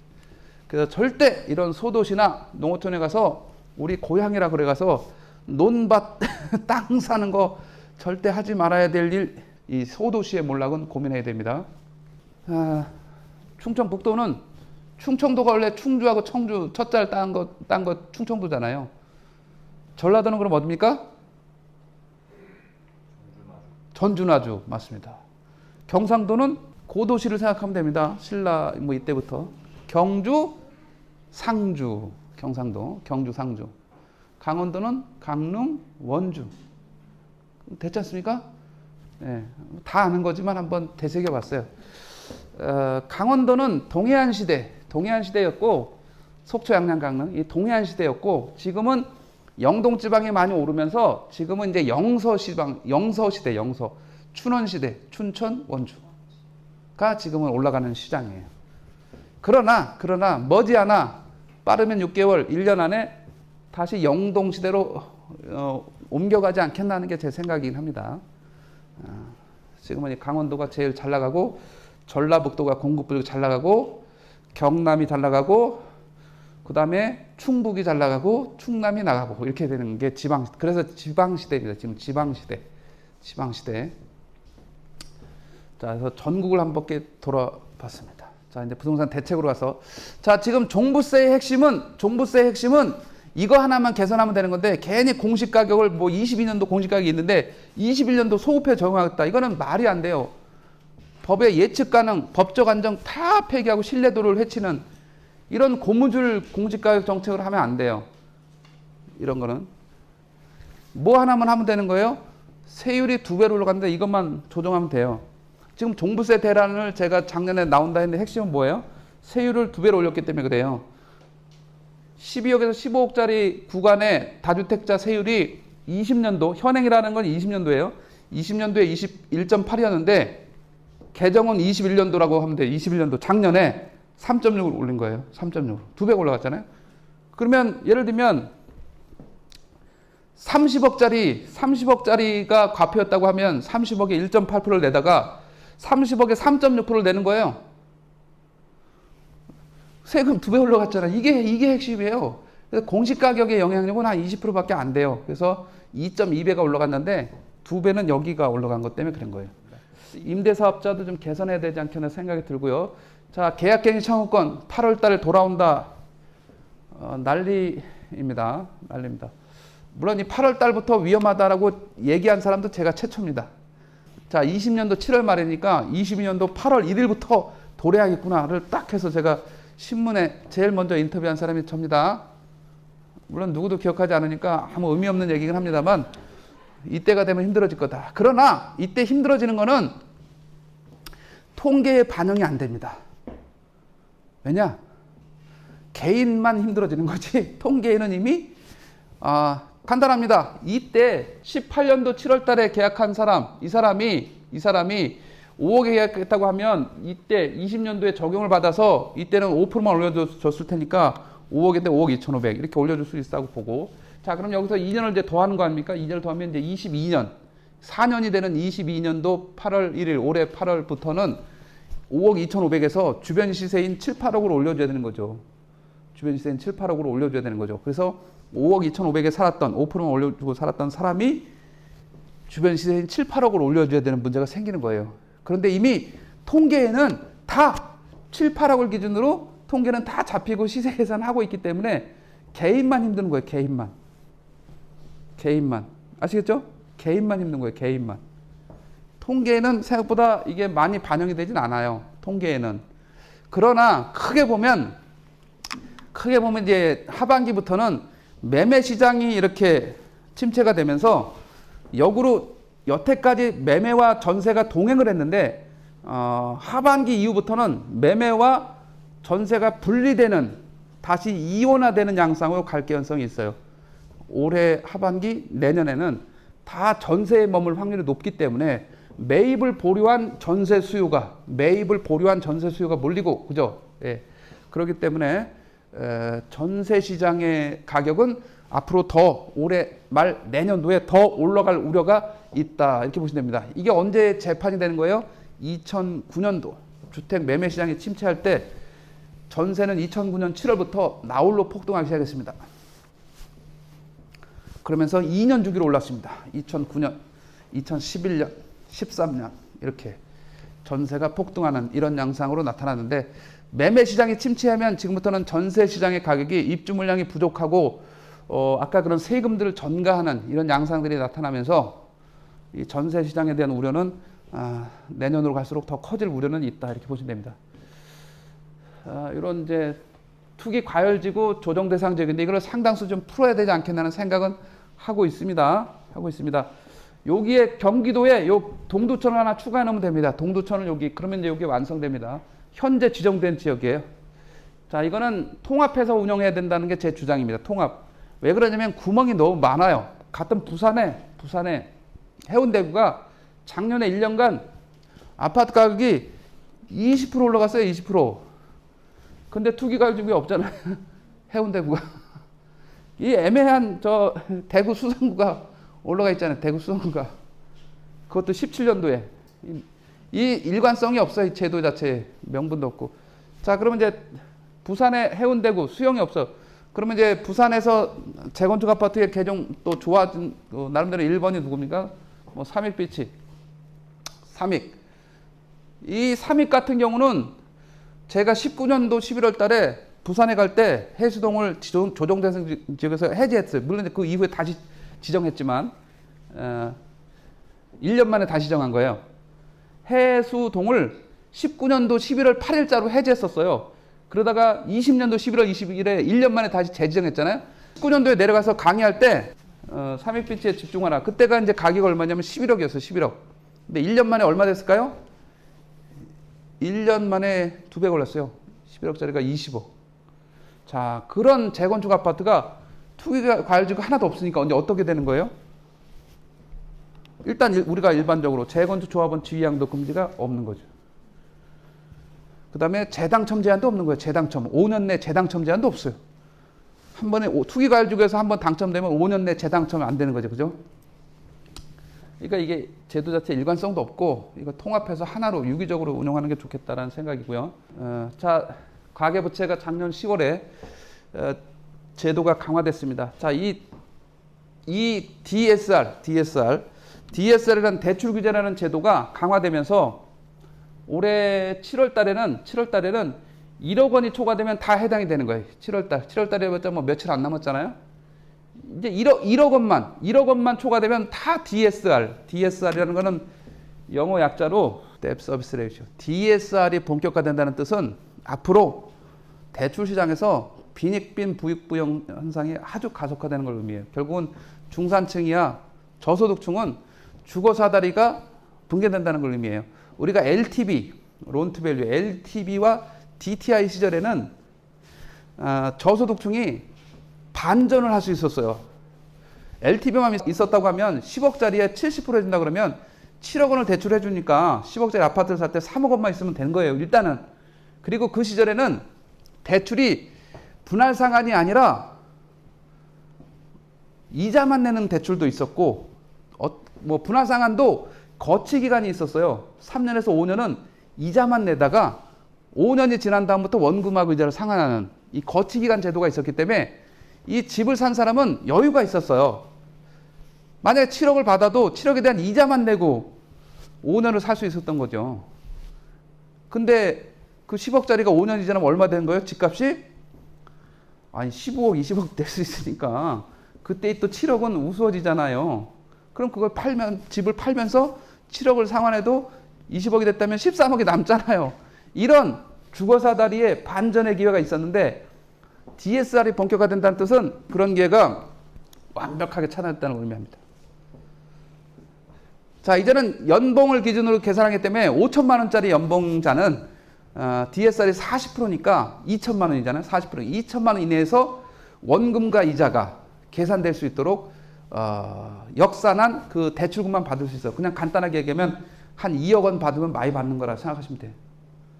그러면 10억짜리 아파트를 무슨 수로 사요? 기존에 똑같이 아까 얘기한 대로 3억 있었다. 2억 보태봤자 5억밖에 안 되는 거죠. 10억짜리는 아예 언감생심 쳐다도 못 보는 거죠. 이런 반전의 기회가 사라지면서 심각한 문제가 생기게 되고, 자, 그 다음에 대출의 모든 대출이라는, 여기서 모든 총대출이 들어가면서 이제는 가난한 자는, 저소득층은 이제는 대출 상환에서의 융통성도 갑자기 자금이 필요해서 몇 천만 원을 신용대출 받는 것조차도 차단된다 생각하시면 돼요. 2억 원을 주택담보대출을 받았다라고 하게 되면 내가 어디 가서 1,000만 원짜리 마이너스 통장 하나 개설하지 못한다 생각하면 돼요. 왜냐면 이것도 다 DSR 범위에 포함돼 버리니까. 심각한 저소득층의 주거 억제 책임이다. 이거는 이거는 아주 심각한, 부자들하고는 큰 상관이 없어요. 부자들은 어차피 소득이 연봉이 1억이고 2억이면 뭐 7, 8억, 10억 받는데 상관없어요. 연봉이 1억, 2억 되면 1억짜리도 뭐 한 7, 8억 받는데 문제가 없어요, 대출. 근데 이게 저소득층에게는 치명타예요.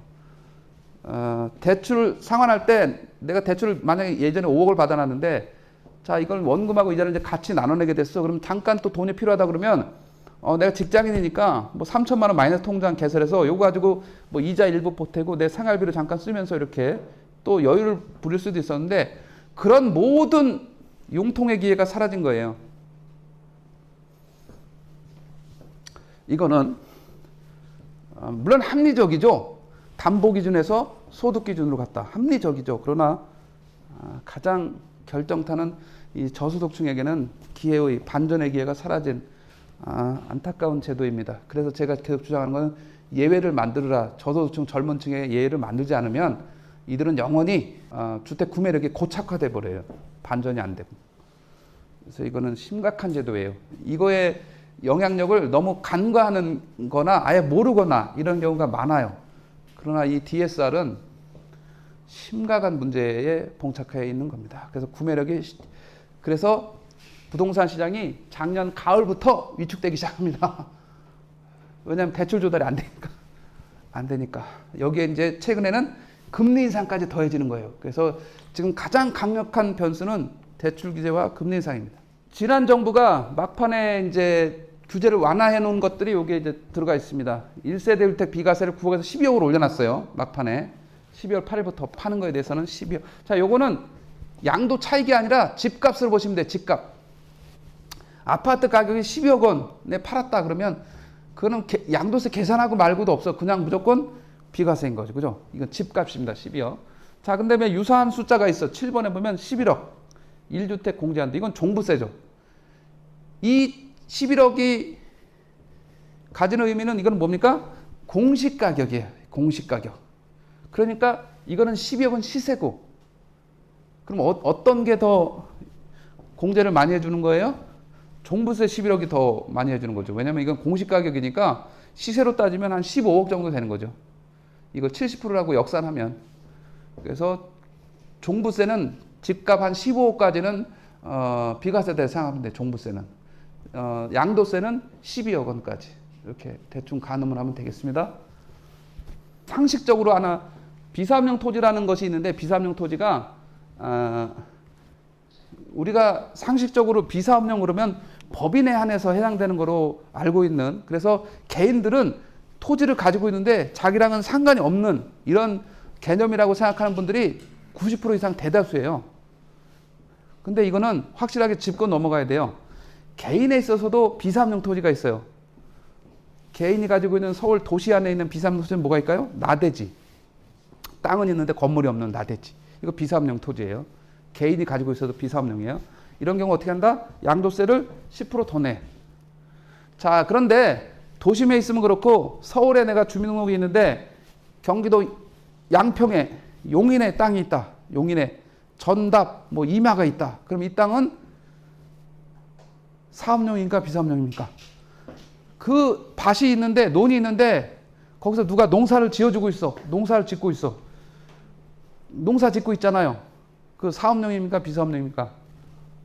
개인 입장에서 보면 지주, 소유자 입장에서, 서울에 사는 소유자 입장에서 용인에 논이 있는데 거기에 내 대신 벼농사를 누가 지어주고 있어. 그 땅은 사업용 땅입니까? 비사업용 땅입니까? 농사는 짓고 있다.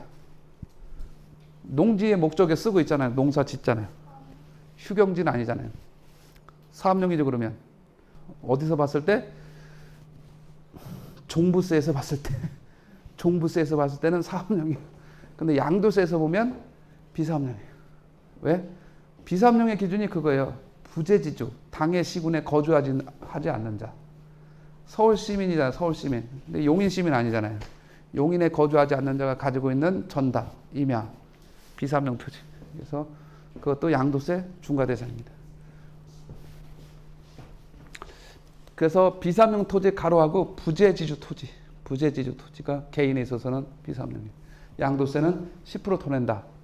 그거를 전 정부가 20%더 내라고 하려고 하면서 장기보유 특별공제 1년에 2%짜리 이것도 배제하려고 했었던, 와, 심각한 걸 계획하다가 다행히 폐기하고, 그러니까 옛날 기준으로 가는 거죠.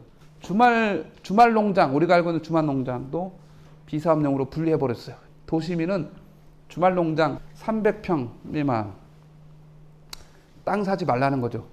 그래서 아까 말씀드렸습니다. 아까 시골에 농어촌지에 가서 땅을 사는 것은, 전답이나 이런 거 사는 것은 다 어떻게 비사업용으로 드는 거예요. 비사업용으로. 자, 이제 드디어 윤석열 대통령 공약으로 넘어왔습니다.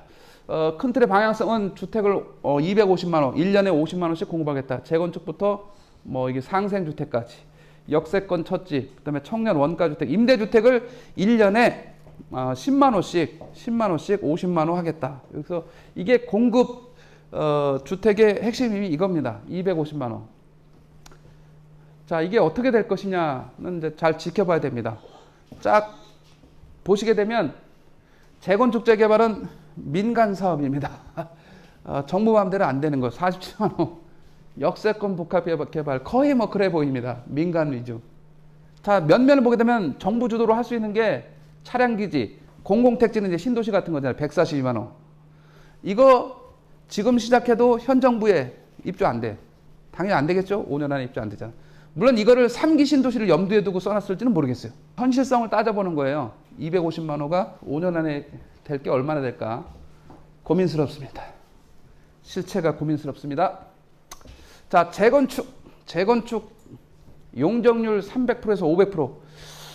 의미 있습니다. 제가 주장하는 거는 한 400% 정도면 합리적이다라고 해서 제가 이 윤 정부 들어오기 전에 저는 400%로 하자고 주장한 사람이에요. 400%.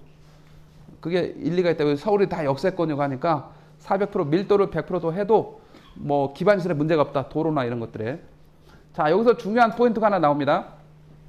300%를 500% 늘리면, 자, 역세권의 정의는 지하철 승강장으로부터 몇 미터일까요? 1번 200m, 250m, 300m, 350m. 역세권은 350m로 정해졌습니다. 350m. 350m에 300%로 개발할 걸 500%로 올려주니까 200%가 늘어나잖아요. 200% 늘어나는 거에 50%니까 얼마야? 100%는 역세권 첫 집으로 해서 반값으로 공공분양 해준다. 공공분양. 청약저축으로 하는 공공분양. 반값으로 준다. 내 청약저축 총액이 뭐 한 1,500만 원, 1,700만 원 된다는 사람은 3기 신도시 청약할 필요가 없어요. 이것만 기다리고 있으면 돼. 이거. 서울 역세권에서 반값으로 준대잖아요. 최고의 가치죠. 당첨되는 순간, 더군다나 이제 공공분양이니까 누가 최고예요? 저축 총액이 많은 자. 한 달에 10만 원씩 내는 거, 저축 총액이 많은 자. 뭐 1,500만 원, 1,700만 원, 10년 내면 1,200만 원이잖아요. 이거 많은 자. 2천만 원 정도면 뭐 거의 영순이 아닌가 생각됩니다. 2천만 원 정도 통장에 있으면 거의 영순이 아닌가 생각됩니다. 이거가 최고예요. 다른 거 할 필요 없어요. 3기 신도시 갈 필요 없죠. 이게 된다면 이거 기다리면 돼요. 그다음에 이제 재건축 초과입 환수제는 폐지해야 되는데 이거를 완화한다 하죠. 분양가 상한제도 폐지해야 되는데 약간 개선한다 합니다. 그다음에 1기 신도시를 이렇게 해서 10만 호를 추가로 공급하겠다. 종합부동산세 아까 얘기했습니다. 핵심은 뭡니까? 핵심은 세율을 낮추면 그냥 간단하게 끝나는 얘기입니다. 그리고 이제 예외를 만들어야 되는데 아까 뭐 상속주택, 농어촌주택 이런 것들을 예외를 만들어서 국세인 양도세와 기준을 같은 국세인 종부세를 맞춰 나가면 되는 거다 보여줍니다. 양도세. 자, 취득세는 생애 최초자에게는 특혜를 줘야 됩니다. 이거는 저는 적극 찬성. 생애 최초자에게 추가로 혜택을 줘야 될 게 있습니다. 생애 최초자의 소득 기준을 완화해야 됩니다. 소득 기준.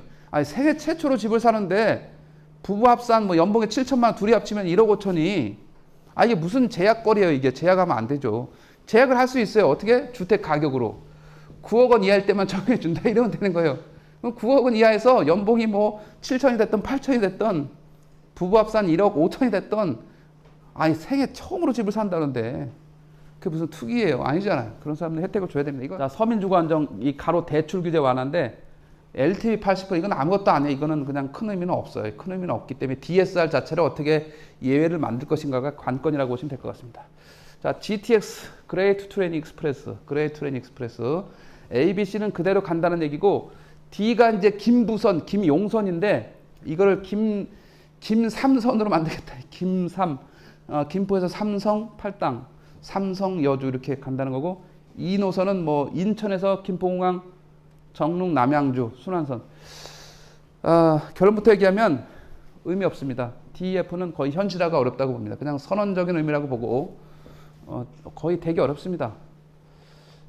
예를 들면 A노선이 파주 운정에서부터 제가 아까 일산에 살 때 어떤 얘기를 했습니까? 대곡역에 빨리 갈 수 있냐. 킨텍스는 가려면 이게 철도가 이렇게 동서간이 없기 때문에 이 남북간으로 3호선과 경인중앙선이 이렇게 남북으로 해서 대곡역에서 만나요. 기존에 자기 집에서 GTX 이용하려면 그냥 기존의 철도를 타고 3호선 경의중앙선 타고 이렇게 대곡역에 오면 되는 거예요. 자, 대곡역에서 셉니다. 대곡 다음에 여기 창릉역, 고향 창릉 신도시에 여기 하나 만들어져요. 대곡, 창릉, 연신내, 서울역, 삼성역 이렇게 얘기한 거예요, 아까. 그래서 어디에 살면 좋겠다? 대곡역에서 두 정거장 정도. 거기가 마두역이에요, 마두역. 그래서 이들은 30분 만에 이제 온다. 이 얘기가 됩니다. 자, 반대로 남쪽으로 내려가면 화성 동탄에서 작년에 집값이 40% 아파트가 40% 올라간 데가 세 군데 정도가 있어요. 인천의 연수구, 시흥시, 오산시. 아파트 값이 40%가 통계상 40%가 올라갔다는 뜻은 현실에서는 1년 만에 2배가 됐다 생각하시면 돼요. 오산은 이제 두 가지 호재가 있는 거죠. 여기 기흥에서 분당선이 이렇게 안쪽으로 수원으로 가잖아요. 이거를 그냥 일직선으로 내려버려요. 내려서 동탄 거쳐서 오산까지 이렇게 분당선을 내리는 거예요. 그러니까 오산에서 서울을 가겠다 그러면 멀리 갈 필요도 없어요. 동탄까지 뭐 한 두 정거장 만에 동탄에서 와서 동탄에서 이제 GTX를 타요. 예를 들면 하나가 용인 구성, 그다음에 판교, 수서, 삼성. 와, 네 정거장이네요. 그죠? 그럼 화성 동탄에서 삼성역까지 20분인 거죠. 오산에서는 뭐 역시 또 30분 만에 강남에 나타나는 거죠. 그래서 오산이 한 40% 올랐다 이렇게 생각하시면 됩니다. B노선은 인천 송도에서부터 쭉 해서 마석까지 이렇게 갑니다. 자, 그 다음에 C노선은 여기 북쪽에서 양주 덕정에서 이게 이제 동두천까지 올라가겠죠. 쭉 내려옵니다. 자, 다시 한번 보시기 바랍니다. 광운대, 창동은 노원 상계동에서 여기가 상계에서 노원역을 중심으로 이제 집중이 될 건데 이 노원역에서 창동역까지 한 정거장이에요. 그래서 창동을 어떻게 하면 걸어갈 수 있느냐, 이거 굉장히 중요한 접근성인데 요 자리가 요 상계동에서 재건축 할 때 이 노원역을 빨리 갈 수 있느냐, 걸어갈 수 있느냐, 이게 하나의 관건이 되고 창동역을 한 정거장으로 가던 걸어갈 수 있느냐, 이거 중요합니다. 그래서 뭐 상계주공 3단지 같은 경우는 여기 걸어갈 수 있는 거리가 되겠죠. 동부 간선도로에도 접하고. 자, 그래서 제가 아까 얘기했던 데가 광운대예요. 광운대. 이 창동 밑에 광운대에서는 C노선을 통해서 다시 한번 보시면 청량리 하나, 왕십리 둘, 삼성역 셋이에요. 이 청량리하고 왕십리는 거의 뭐 붙어 있는 거나 마찬가지이기 때문에 얘는 한 정거장당 4분짜리가 아니라 얘는 2분도 안 걸리는, 그래서 이제 이게 10분이라 그러는 거야. 10분 만에 이렇게 나타난다. 이 광운대가 2노선도 광운대를 지나가네요. 2노선도 광운대를, 윤석열 정부에서 2노선을 광운대를 지나가게 해놨네. 광운대 아주 잘 보시면 괜찮은 자리입니다. 물론 제가 현실성은 없다고 했습니다만. 자, 그 다음에 D노선은 당초 얘기할 때는 김부선이었다가 김용선으로 마무리됐죠. 김용선. 용산까지 오는 김용선으로 마무리됐는데 제가 생각하는 거는 그런 압박이 없다면 철로 뭐 확보된다면 김서선 정도가 좋지 않겠는 게 제 생각이긴 합니다. 김서선. 그러나 이제 이거를 이렇게 삼성동으로 와서 삼성동에서 팔당으로 이렇게 여주로 간다 이 얘기인데 현실성 없습니다. 이 순환선. 현실성은 거의 떨어지지 않겠나. 현 정부에서 5월 30일 날 여태까지 추진하던 것을 모아서 해놓은 겁니다. 보유세를 이제 아까 제가 얘기했습니다. 22년도 공시가격이 있는데 21년도 공시가격을 기준으로 세금을 물리겠다. 취득세를 이제 이거는 일시적 2주택 기간을 2년 늘려놨기 때문에 취득세도 그렇게 한다는 뜻이에요. 그래서 일시적 2주택 조정 대상 지역에서 그 기간을 2년 안에 종전주택을 팔면 가능하다는 얘기가 되고, 그 다음에 요거 하나는 좀 설명이 필요할 것 같은데, 1주택 비과세 보유 거주기간 재계산 폐지. 말이 되게 어려워서 그냥 간단해요. A, B, C 집이 3개 있다고 했을 때 A, B를 팔았어.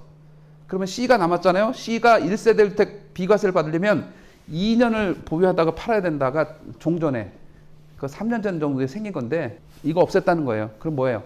집이 3채가 있는데 A, B를 어제 팔았어. 그럼 C가 하나 남았잖아. C가 팔 때는 주택수는 매도 시점에서 계산하는 거예요. 매도 시점. 오늘 파니까 오늘 C 하나밖에 없잖아요. C 하나밖에 없으니까 1세대 1택 B가 적용해요. 이겁니다. 이게 원래 제도로 환원된 거예요. 그거 되돌렸다는 겁니다. 자, 이제 아까 얘기했던 수요와 공급 차원에서 수요에 대해서, 인구에 대해서 열심히 얘기했는데, 19년도 기준 서울의 인구는 964만 명인데 인구는 3만 4천 명이 감소했어요. 그런데 우리가 주택의 단위는 인구가 아니라 가구라는 사실을 꼭 상기해야 됩니다. 가구는 인구가 3만 4천 명에 주는 같은 1년간 가구는 6만 2천 가구가 늘어났어요. 그럼 우리가 아까 얘기했던 인구가 조금 준다고 해서 수요 감소 가격 하락 이렇게 논리대로 한다 그러면 인구가 줄었으니까 서울의 가격은 떨어졌어야 되는 거죠. 근데 전혀 통계의 의미가 없잖아요. 이게 오히려 정확하게 맞는 거죠. 가구가 늘어났잖아요. 수요가 늘어났죠. 집은 부족한데 수요가 늘어났으니까 가격이 올라가는. 그래서 주택의 단위는 인구가 아니라 가구를 중심으로 생각하시기 바랍니다. 인구는 전국에서 이렇게 마이너스로 뭐 플러스도 있지만 가구는 전국이 다 플러스예요. 가구는 계속 늘어나. 왜 그렇습니까? 1, 2인 가구가 늘어나기 때문에 그렇습니다. 1인 가구, 2인 가구가 늘어나잖아요. 그래서 가구가 1, 2인 가구가 60%에 육박한다 이렇게 보시면 됩니다. 자, 서울에 그래서 1, 2인 가구가 늘어나면서 주택 수요를 계산할 때는 중소형이 대세다 이렇게 계산하면 되는 거예요. 괜히 인구가 줄니까 수요가 준다 해석한 것은 계속 집을 사지 말아야 된다는 뜻이 돼버려서 필패를 의미해요. 가구는 1, 2인 가구 위주로 계속 늘어나잖아요. 언제까지? 2040년까지. 그럼 수요는 완만하게 계속 늘어나는 거예요. 혼자 살고 둘이 살아도 집이 있어야 되는 거잖아요. 물론 혼자 살아도 돈이 없으면 원룸에 살아야 될 수도 있죠. 그러나 혼자 살아도 돈이 있으면 34평에 사는 거죠. 34평에. 물론 더 부자면 뭐 5, 60평에 살아야 되는 거고 혼자 살아도. 그래서 가구 증가는 수요 증가를 의미한다고 생각하시면 될 것 같습니다. 자, 서울의 집이 295만 4천 채, 거의 그냥 300만 채라고 생각하면 돼요. 그중에 서울의 아파트 비율은 58.3%에 불과합니다. 이 얘기는 서울의 아파트가 너무 부족하다는 걸 의미해요. 왜 그러냐면 서울에 100명을 붙들고 물어보면 아파트에 살래? 연립 다세대에 살래? 단독주택에 살래? 그럼 아파트에 사고 싶은 사람이 어느 정도 되겠습니까? 100명 중에 8, 90명은 아파트에 산다고 할 거 아니에요. 그런데 그런 희망 수요 대비 아파트 재고는 58%밖에 없어요. 그래서 아파트의 재고가 희망 수요 대비 한 30% 정도가 서울이 마이너스 상태라고 보시면 돼요. 물론 이제 80%까지 아파트가 높아지리라는 걸 기대하는 건 아니고 최소 아파트의 비율이 그래도 한 70% 정도까지는 돼야 아파트 공급 부족에서 조금 벗어날 수 있지 않겠나는 게 제 개인 생각이에요. 70% 정도까지는 아파트를 늘려야 돼요. 근데 이게 지난 10년간 아파트가 안 늘어났어요. 서울에서는 재건축 재개발이 아파트 공급의 80%를 차지하잖아요. 이게 빨리 변신하지 않은 측면이 있어요. 그래서 이걸 조속한 시일 내에 아파트 비율을 좀 늘려야 돼요. 그래야 서울의 주거 안정에 조금이라도 더 다가설 수 있다 이렇게 보시면 될 것 같습니다. 전국 평균이 62.3%잖아요.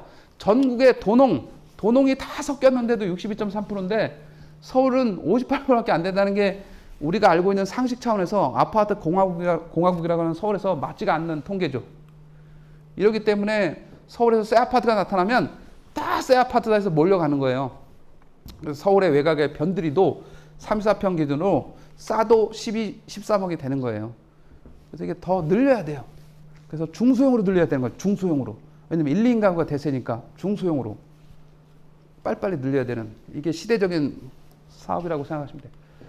자, 이렇게 해서 수요는 완만하게 증가한다고 가정했을 때 공급은 아파트 입주 물량으로 보게 되면 올해 내년에 31만으로 전국적으로 정체 상태에 늘지 않아요. 그런데 전국적인 물량은 의미가 없으니까 시도별로 이렇게 나눠보게 되면 서울이 노란색인데 올해 입주 물량이 2만 1천 가구, 내년도 2만 3천 가구. 물론 24년도 이건 좀 늘어납니다. 왜냐하면 아파트 이때까지 좀 더 지을 수 있잖아요. 하여튼 내년까지 2만 1천, 2만 3천, 내년까지 늘지 않는다는 거죠. 서울의 입주 물량은.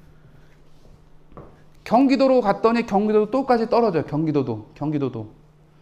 그래서 서울 수도권의 아파트 입주 물량은 부족이 두드러집니다. 경기도는 왜 그러냐면 2기 신도시가 끝나고 보금자리가 사라졌기 때문에 이제 공공택지가 경기도에 사라졌기 때문에 그래요. 자, 다행스러운 거는 인천의 물량은 2배로 늘어났어요. 19,000에서 38,000, 4만. 예. 저건 다행스러운 일입니다. 인천의 서구의 검단 신도시라든가 아니면 뭐 인천 송도 같은데 이런 입주 물량이 늘어났기 때문에 인천은 늘어났어요. 다행스러운 일이죠. 인천 입장에서. 그러나 서울의 문제를 해결하는 길은 역부족이죠. 예. 자, 경기도는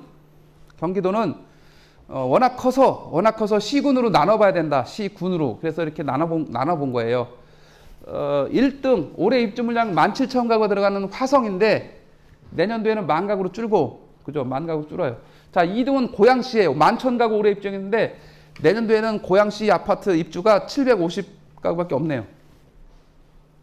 올해는 11,000가구인데 갑자기 700가구대로 뚝 떨어져요. 내년도 고양시가. 그러면 고양 창릉 있지 않냐고 할 것 같은데 고양 창릉은 언제 입주한다? 아직 토지 보상도 안 하고 있으니까 아무리 빨라야 5년 안에 입주하기 바쁘죠. 지금 아직 토지 보상도 안 하고 있으니까 아무리 빨라야 5년, 6년, 그러면 22년이니까 27년, 8년 이때 되는 거예요. 예, 없어요 입주 물량이. 다행히 수원은 10,000가구씩 내년까지 10,000가구 간다 이렇게 보시면 돼요. 자, 이거를 보게 되면 왜 올라야 되는지가 다소 좀 명확해집니다. 시흥시가 12,000 가다가 뭐 3,000가구밖에 없는, 작년도에는 2,000가구밖에 없는 이런 양상으로 가는 거죠. 그래서 요거를 잘 보시게 되면 그 지역적인 흐름을 보충해서 우리가 채워볼 수 있어요. 자, 전국 단위 입주 물량인데 지금 이 순간 대구가 제일 어렵잖아요. 대구가 어려울 수밖에 없는 게 통계 자료에 나와요. 보세요. 최근 3, 4년간 14,000, 15,000, 17,000 그러다 올해 2만 가구. 물론 이제 많이 늘어난 거 아니고 조금 늘어났죠. 내년도에는 34,000가구가 대구의 입주 물량이에요. 내년까지 대구는 물량적인 압박 속에 어려워질 수밖에 없어요. 대구는. 내년도에는 34,000 또 늘어나기 때문에. 자, 그 다음에 재밌는 시장이 부산이에요. 올해 26,000이 입주했는데 다소 무거워 보이죠? 무거워 보이지만 부산의 상황을 최근에 3, 4년을 보게 되면 18년도부터 26,000, 27,000, 작년에 17,000, 올해 26,000. 최근 4, 5년간 보게 되면 26,000은 그냥 평균 물량이에요. 그래서 부산이 버티고는 있는 거예요. 최근에 물량이 그렇게 많지는 않기 때문에. 내년도에는 살짝 줄고 24년도는 정확한 통계는 당연히 아닙니다만 또 줄고, 그래서 부산이 근근히 버티고는 있다 이렇게 보시면 될 것 같고요. 참고로 제가 괜찮아진다고 하는 시장이 이제 광주인데, 광주는 작년에 13,000, 12,000 그러다가 올해는 14,000으로 비교적 뭐 평년치 이상은 들어가요. 근데 내년도에는 또 3,900. 그래서 광주는 내년도에는 더 올라갈 확률이 높은 그런 지역이라고 보면 되고, 제가 경남시대가 도래했다라고 한 것은 경상남도가 지난 4, 5년간 보게 되면 34,000, 47,000까지 갔다가 엄청난 물량했죠. 19,000, 작년하고 올해는 9,000가구 정도밖에 안 돼요. 그래서 경남시대, 경상남도의 인구는 부산의 인구와 똑같습니다. 334만 명, 334. 자, 부산은 26,000가구가 들어가는데 경상남도는 9,000가구밖에 안 되는 거예요. 세종시를 왜 아까 시간이 지나면 인구가 유입되고 더 다시 반전돼서 살아날 수 있다고 얘기하냐면, 세종시 입주 물량은 작년에 7,000, 11,000, 5,000, 7,000이었다가 올해 3,200을 올해 일단 줄어요. 절반 이하로 줄어요. 내년도에는 1,400개밖에 안 돼, 세종시가. 그래서 세종시는 내년이 되면 양상이 또 달라져요. 세종시는. 세종시는 내년도에 1,400가구밖에 안 돼. 입주 물량 자체가. 세종시는. 자, 이거 우리가 아파트 입주 물량 가지고 100% 추이로 확인하는 거는 조금 80% 정도의 역량은 있지만 한계가 있으니까 미분양을 추가해 봅니다. 미분양. 미분양 제가 아까 얘기했듯이 광주에는 2채밖에 없어요. 전혀 뭐 이거 가벼워서 날아갈 지경인 거죠. 경기도에서는 아까 안성이 1등을 했어요. 안성.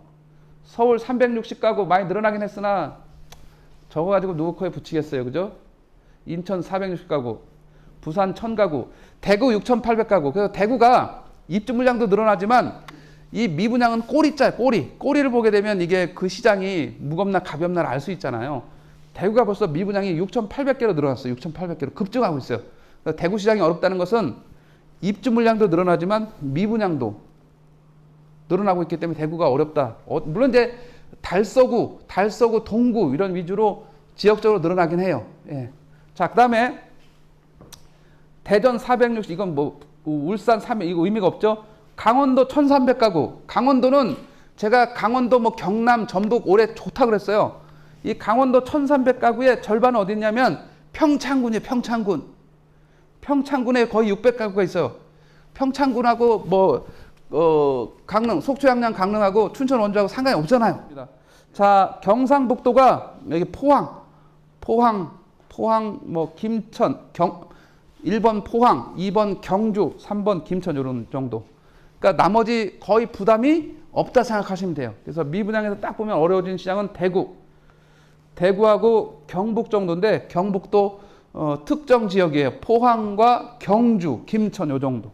그렇게 보면 미분양에서 현재까지 그런 수급에 대한 문제가 터진 곳은 생각보다 많지는 않다. 이렇게 좀 정의를 내려볼 수가 있어요. 자, 다시 한번 정리하면 주택이 아니라 인구가 아니라 가구로 생각해야 되고 1, 2인 가구를 중심으로 해서 34평의 인기는 여전히 유지될 거다. 물론 이제 1인 가구를 위해서 이거 반드시 우리가 서울에서 40제곱미터 이하를 반드시 이제 공급 물량 늘려야 돼요. 이거를 혼자 살고 둘이 살아도 40제곱미터면 곱하기 0.3이면 12평이잖아요. 12평이면 분양평수로 한 18평 이렇게 보시면 된다고. 이거 많이 늘려야 돼요. 왜냐면 1, 2인 가구가 60%가 넘으니까 1인 가구 30%가 넘고요. 이들을 수용할 주택 정책으로 가야 돼. 수도권 주택 공급은 언제 충분해질까? 충분해질 날이 언제일까? 저도 궁금해집니다. 계산상으로는 20년대 쉽지 않아 보입니다. 계산상으로는. 왜 그러냐면 서울의 주택 보급률이 몇 프로일까요? 수도권은 98%인데 서울의 주택 보급률은 95%예요. 이게 20년도 기준. 19년도에는 96%였어요, 그나마. 1%가 떨어졌어요, 서울. 늘어난 게 아니라. 96%에서 97%, 98% 이렇게 올라간 게 아니라 1%가 떨어졌어요, 오히려 보급률이. 서울에서는 부족한 거죠. 자, 3기 신도시는 다시 한번 3기 신도시는 총 30만 호 중에 1차로 발표한 게 17만 3천 가구. 중소택지, 아까 뭐 과천지구 얘기했잖아요. 12만 7천 가구. 두 개 합쳐서 30만 호예요. 이 12만 7천 가구는 언제, 어느 시절, 어느 정부 때도 다 있었던, 중소택지는 다 있었던 거기 때문에 이것까지 공급이라고 계산해서 할 필요는 굳이 없어요. 이건 언제든지 다 있었던, 조그만 미니 택지는 다 있었던 거기 때문에 이것만 보면 돼요. 신도시급 17만 3천 가구에다가 2차로 발표한 게 이제 광명부터 2차로 발표했잖아요. 광명 7만 가구. 그 다음에 또 발표한 게 2차인 게 있잖아요. 의왕, 금포, 안산, 화성, 진안, 봉담. 요렇게 해서, 자, 요거 2차로 발표한 거 따지면 17만 5천 가구. 기존에 1차로 발표한 게 17만 3천이라고 했잖아요. 두 개 합치면 35만 호 정도가 3기 신도시라고 보면 돼요. 35만 호. 이 35만 원을 가지고 비교해요. 1기 신도시와. 1기 신도시는 분당, 일산, 평촌, 중동, 3번 29만 2천 가구. 그때는 인구가 4천만 명 시절이에요. 이것도 그때 기준으로는 굉장히 많은 물량이죠, 사실은. 자, 더더군다나 이제, 자, 1기와 비교해보고, 자, 2기 신도시. 2기 신도시는 평택, 고덕까지 합치면 수도권에 61만 호예요. 평택, 고덕 빼면 55만 호고. 자, 3기는 얼마? 35만 호. 2기 신도시의 절반 남짓 밖에 안 되는 거예요. 더더군다나 이기 신도시가 입주할 때 제가 MB 때 공급했던 뭐가 있다고 그랬습니까? 보금자리 주택지구. 이게 21만 호를 더 해야 돼요. 그러면 80만 호가 넘어요. 근데 3기는 보금자리 없잖아요. 35만 호. 절반도 안 돼요.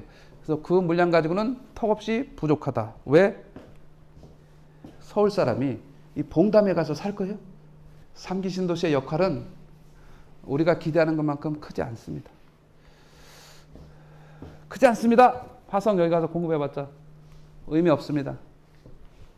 그래서 이제 어떻게 된다? 3기 신도시 자체 물량 늘려라. 이게 제 주장입니다. 늘려라. 늘릴 수 있습니다. 자, 그 다음에 세 가지 수도권의 물량 확충하기 위해서는 다시 한번 서울의 문제는 서울에서 재건축 재개발 병행해야 된다. 그 다음에 1기 신도시 해야 된다. 이게 제 주장. 이게 이미 2년 이상, 만 2년, 거의 3년 된 주장이에요. 마지막 시장 상황 설명하면서 끝내도록 하겠습니다. 아까 다 설명을 한 거기 때문에 그냥 눈으로 보고만 가겠습니다. 전국적으로 5월 기준입니다. 5월 말 기준으로 보시게 되면 상승률은 4월보다는 약간 높아지긴 했어요. 약간 미세한 차이지만. 그런데 공교롭게도 보게 되면 지방의 상승률이 제일 높아요. 근데 서울 사람들은 수도권이 이렇게 안정되면 지방도 똑같이 따라 움직인다는 착각을 하는 사람들이 많아요. 그게 아니에요. 지금 이 순간은 지방이 제일 상승률이 제일 높아요. 지방이 제일 높다니까요. 서울은 뭐 한 0.17, 0.19니까 둘이 뭐 평균하면 0.18밖에 안 되잖아요. 서울은 대충 상승률이 0.18. 지방 보세요. 아까 잘 나가는 광주 0.69, 강원도 0.81, 전라북도 0.93, 서울은 0.18인데 경상남도 0.5 이렇다니까요. 그래서 그렇게 재단하면 안 됩니다. 제가 아까 설명했었던 그런 지역들이 올라가고 있는 중입니다. 이 지방시대는 올해 유지될 확률이 당연히 높아요. 전세는 여태까지는 매매를 따라갔는데 지금부터 하반기 내년에는 매매 시장이 안정된다면 전세는 이렇게 올라갈 수 있는 여지가 있는 그런 상황이다. 이렇게 보시면 됩니다. 자, 앞으로는 여태까지 설명을 많이 했기 때문에 영향 요인 중에서 여태까지는 1, 2, 3번 공급 부족 유동성 저금리가 끌고 왔다면 이제 3번의 시대가 끝났잖아요. 금리 상승으로 나타났잖아요. 금리 상승으로. 그래서 3번은 이미 이제 끝났어. 이건 해소돼서 끝. 그럼 이제 1, 2번 남았잖아요. 1, 2번을 누가 대적하느냐? 대출 규제. 유동성을 압박하는 거는 대출 규제예요. 유동성, 자금 구매력, 조달 능력을 강하게 압박하는 게 대출 규제잖아. 아까 이 대출 규제가 강력하다 했잖아요. 자, 대출 금리 상승. 이거 치명적입니다, 이제. 그래서 앞으로의 시장은 이 두 가지의 영향력이 막강해집니다. 대출 규제와 금리 인상.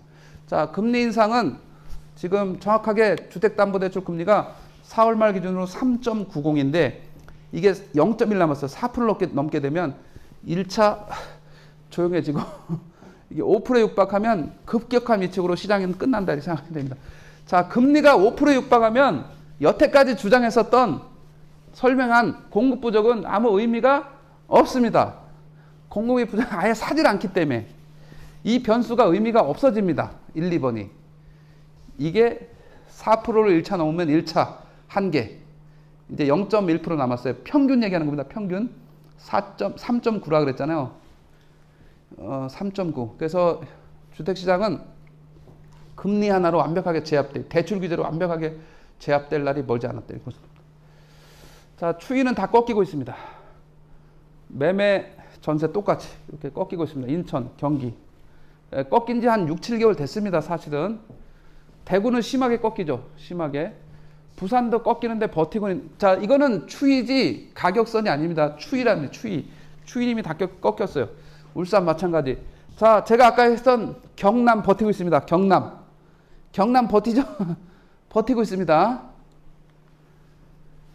경상북도도 생각만큼 낙폭이 크진 않아요. 아까 포항이나 경주나 이런 데는 어렵지만 그렇게 생각보다 팍 꺾이진 않아요. 경상북도도. 대전은 이 유성구 서구 위주로 꺾였기 때문에 대세가 꺾였기 때문에. 자, 광주. 아까 광주. 경상남도하고 똑같이 버티고 있잖아요. 예. 그다음에 제주도 버티고 이게 한번 V자 반등 갔다가 올라갔다 이렇게. 자, 이제 마무리합니다. 상승폭 둔화. 큰 틀에서 통계상으로는 소폭 상승이 나타날 겁니다. 그러나 현실에서는 거의 보합 이렇게 보시면 됩니다. 통계상으로는 소폭 상승. 아까 서울 뭐 0.17, 그래봤자 뭐 5, 6개월 합쳐봤자 뭐 한 1%밖에 안 되는 소폭 상승 형태의 상황으로 보시면 될 것 같습니다. 대구는 보합이라고 써놨긴 했는데 내지는 뭐 약보합 정도 이렇게 보시면 될 것 같고, 광주 아까 얘기한 광주가 여기서는 제일 좋습니다. 광주. 자, 지방은 아까 얘기한 대로 그런 4, 5개는 여전히 상승폭이 제일 클 거로 봅니다. 올해 상황에서. 분양시장은 여전히 인기. 전세시장은 아까 얘기한 대로 시간이 갈수록 조금 더 전세시장은 앞으로 조금 더 매매시장이 침체되면 전세시장은 올라가는 이런 양상으로 갈 우려가 농후하다 이렇게 보시면 됩니다. 그게 이겁니다. 서울에 이 빨간색이 전세예요. 자, 매매가 11, 12, 13 이때가 무슨 시절입니까? 하우스 푸어 시절. 대출금리가 5%, 6% 시절. 그래서 제가 5%가 가면 주택시장 그냥 게임 끝난다고 하는 게 이때입니다. 하우스 푸어. 이때 바닥을 기었어. 추위가. 이때 전세는 어떻게? 매매와 전혀 상관없이 급등. 제가 아까 2년 주기라 그랬잖아요. 원래는 여기 2009년 이게 잘려서 그렇지 2009년에 올라갔다 10년, 11년, 13년, 15년 이렇게 2년 주기로 이렇게 갔다. 이렇게 분리된다. 최근에서 동행한 거예요. 최근에서 동행. 전세와 매매가 다시 분리된다로 보면 될 것 같습니다. 내년 이후에 만약에 그런 사태가 나타난다면 이렇게 보시면 될 것 같습니다. 버블인가? 버블에 가깝습니다. 추가 상승 여력은 거의 이제는 각계약진. 아까 설명했던 용산이나 이런 특별한 지역을 빼놓고는 쉽지는 않습니다. 전체가 다 올라가는 시장은 이미 게임 끝났다고 생각하면 되고요. 미래가 높은 지역 위주로만 선별 상승 이렇게 보시면 선별. 이제는 각계약진. 전체가 오르는 시대는 끝났다. 각계약진 이렇게 보시면 됩니다. 이렇게 표현은 했으나 이게 하반기 가면서 이 대출금리 상승이 이제 제압을 할 거로 봅니다. 금리 인상 어느 정도까지 두렵습니다. 두렵다는 얘기는 아까 3.9에서 이 미국발 금리가 6월 16일 날 0.5, 0.5 팍팍 뛰면 1% 올라가면 우리도 한국은행에서 쫓아가지 않기를 바랍니다. 한국은행에서 만약에 미국 올린다고 막연하게 막 쫓아서 1% 올리면 우리나라 부동산은 뭐 부동산이고 경제 자체가 그냥 끝날 것으로 우려가 됩니다. 지금부터 제일 중요한 것은 한국은행장의 입을 봐야 됩니다. 이 사람이 슬기롭게 대처하느냐가 지금 가장 큰 관건이다. 금리는 올리지 않아야 될 거로 보는데 올려도 최소한으로 됩니다. 안 그러면 거의 심각한 위기. 부동산은 부동산이고 경제 자체도 위기가 처해질 확률이 높다 봅니다. 당분간 그래서 무주택자는 매수 시기는 올해 하반기는 일단 살짝 걸르는 게 좋을 것 같습니다. 하반기는 금리 상승을 지켜보고 내년 초 정도 산다면 내년에 다주택자 물량이 좀 나오고 연초에 5월까지니까 팔아야 될 수 있다면 나오고 뭐 이런 상황까지 보면서 내년 초까지는 한 템포 늦춰서 대관망을 보는 것도 적절하지 않겠나 생각해 봅니다. 전세는 아까 얘기한 대로 어려움이 있습니다. 왜냐하면 이제 집을 안 사게 될 거니까 그렇게 되면 이제 전세에 머물러야 되잖아요. 이렇게 해서 시장의 흐름을 예측하고 우리가 대응해야 되지 않겠나 생각이 듭니다. 네, 끝났습니다. 감사합니다. 고맙습니다.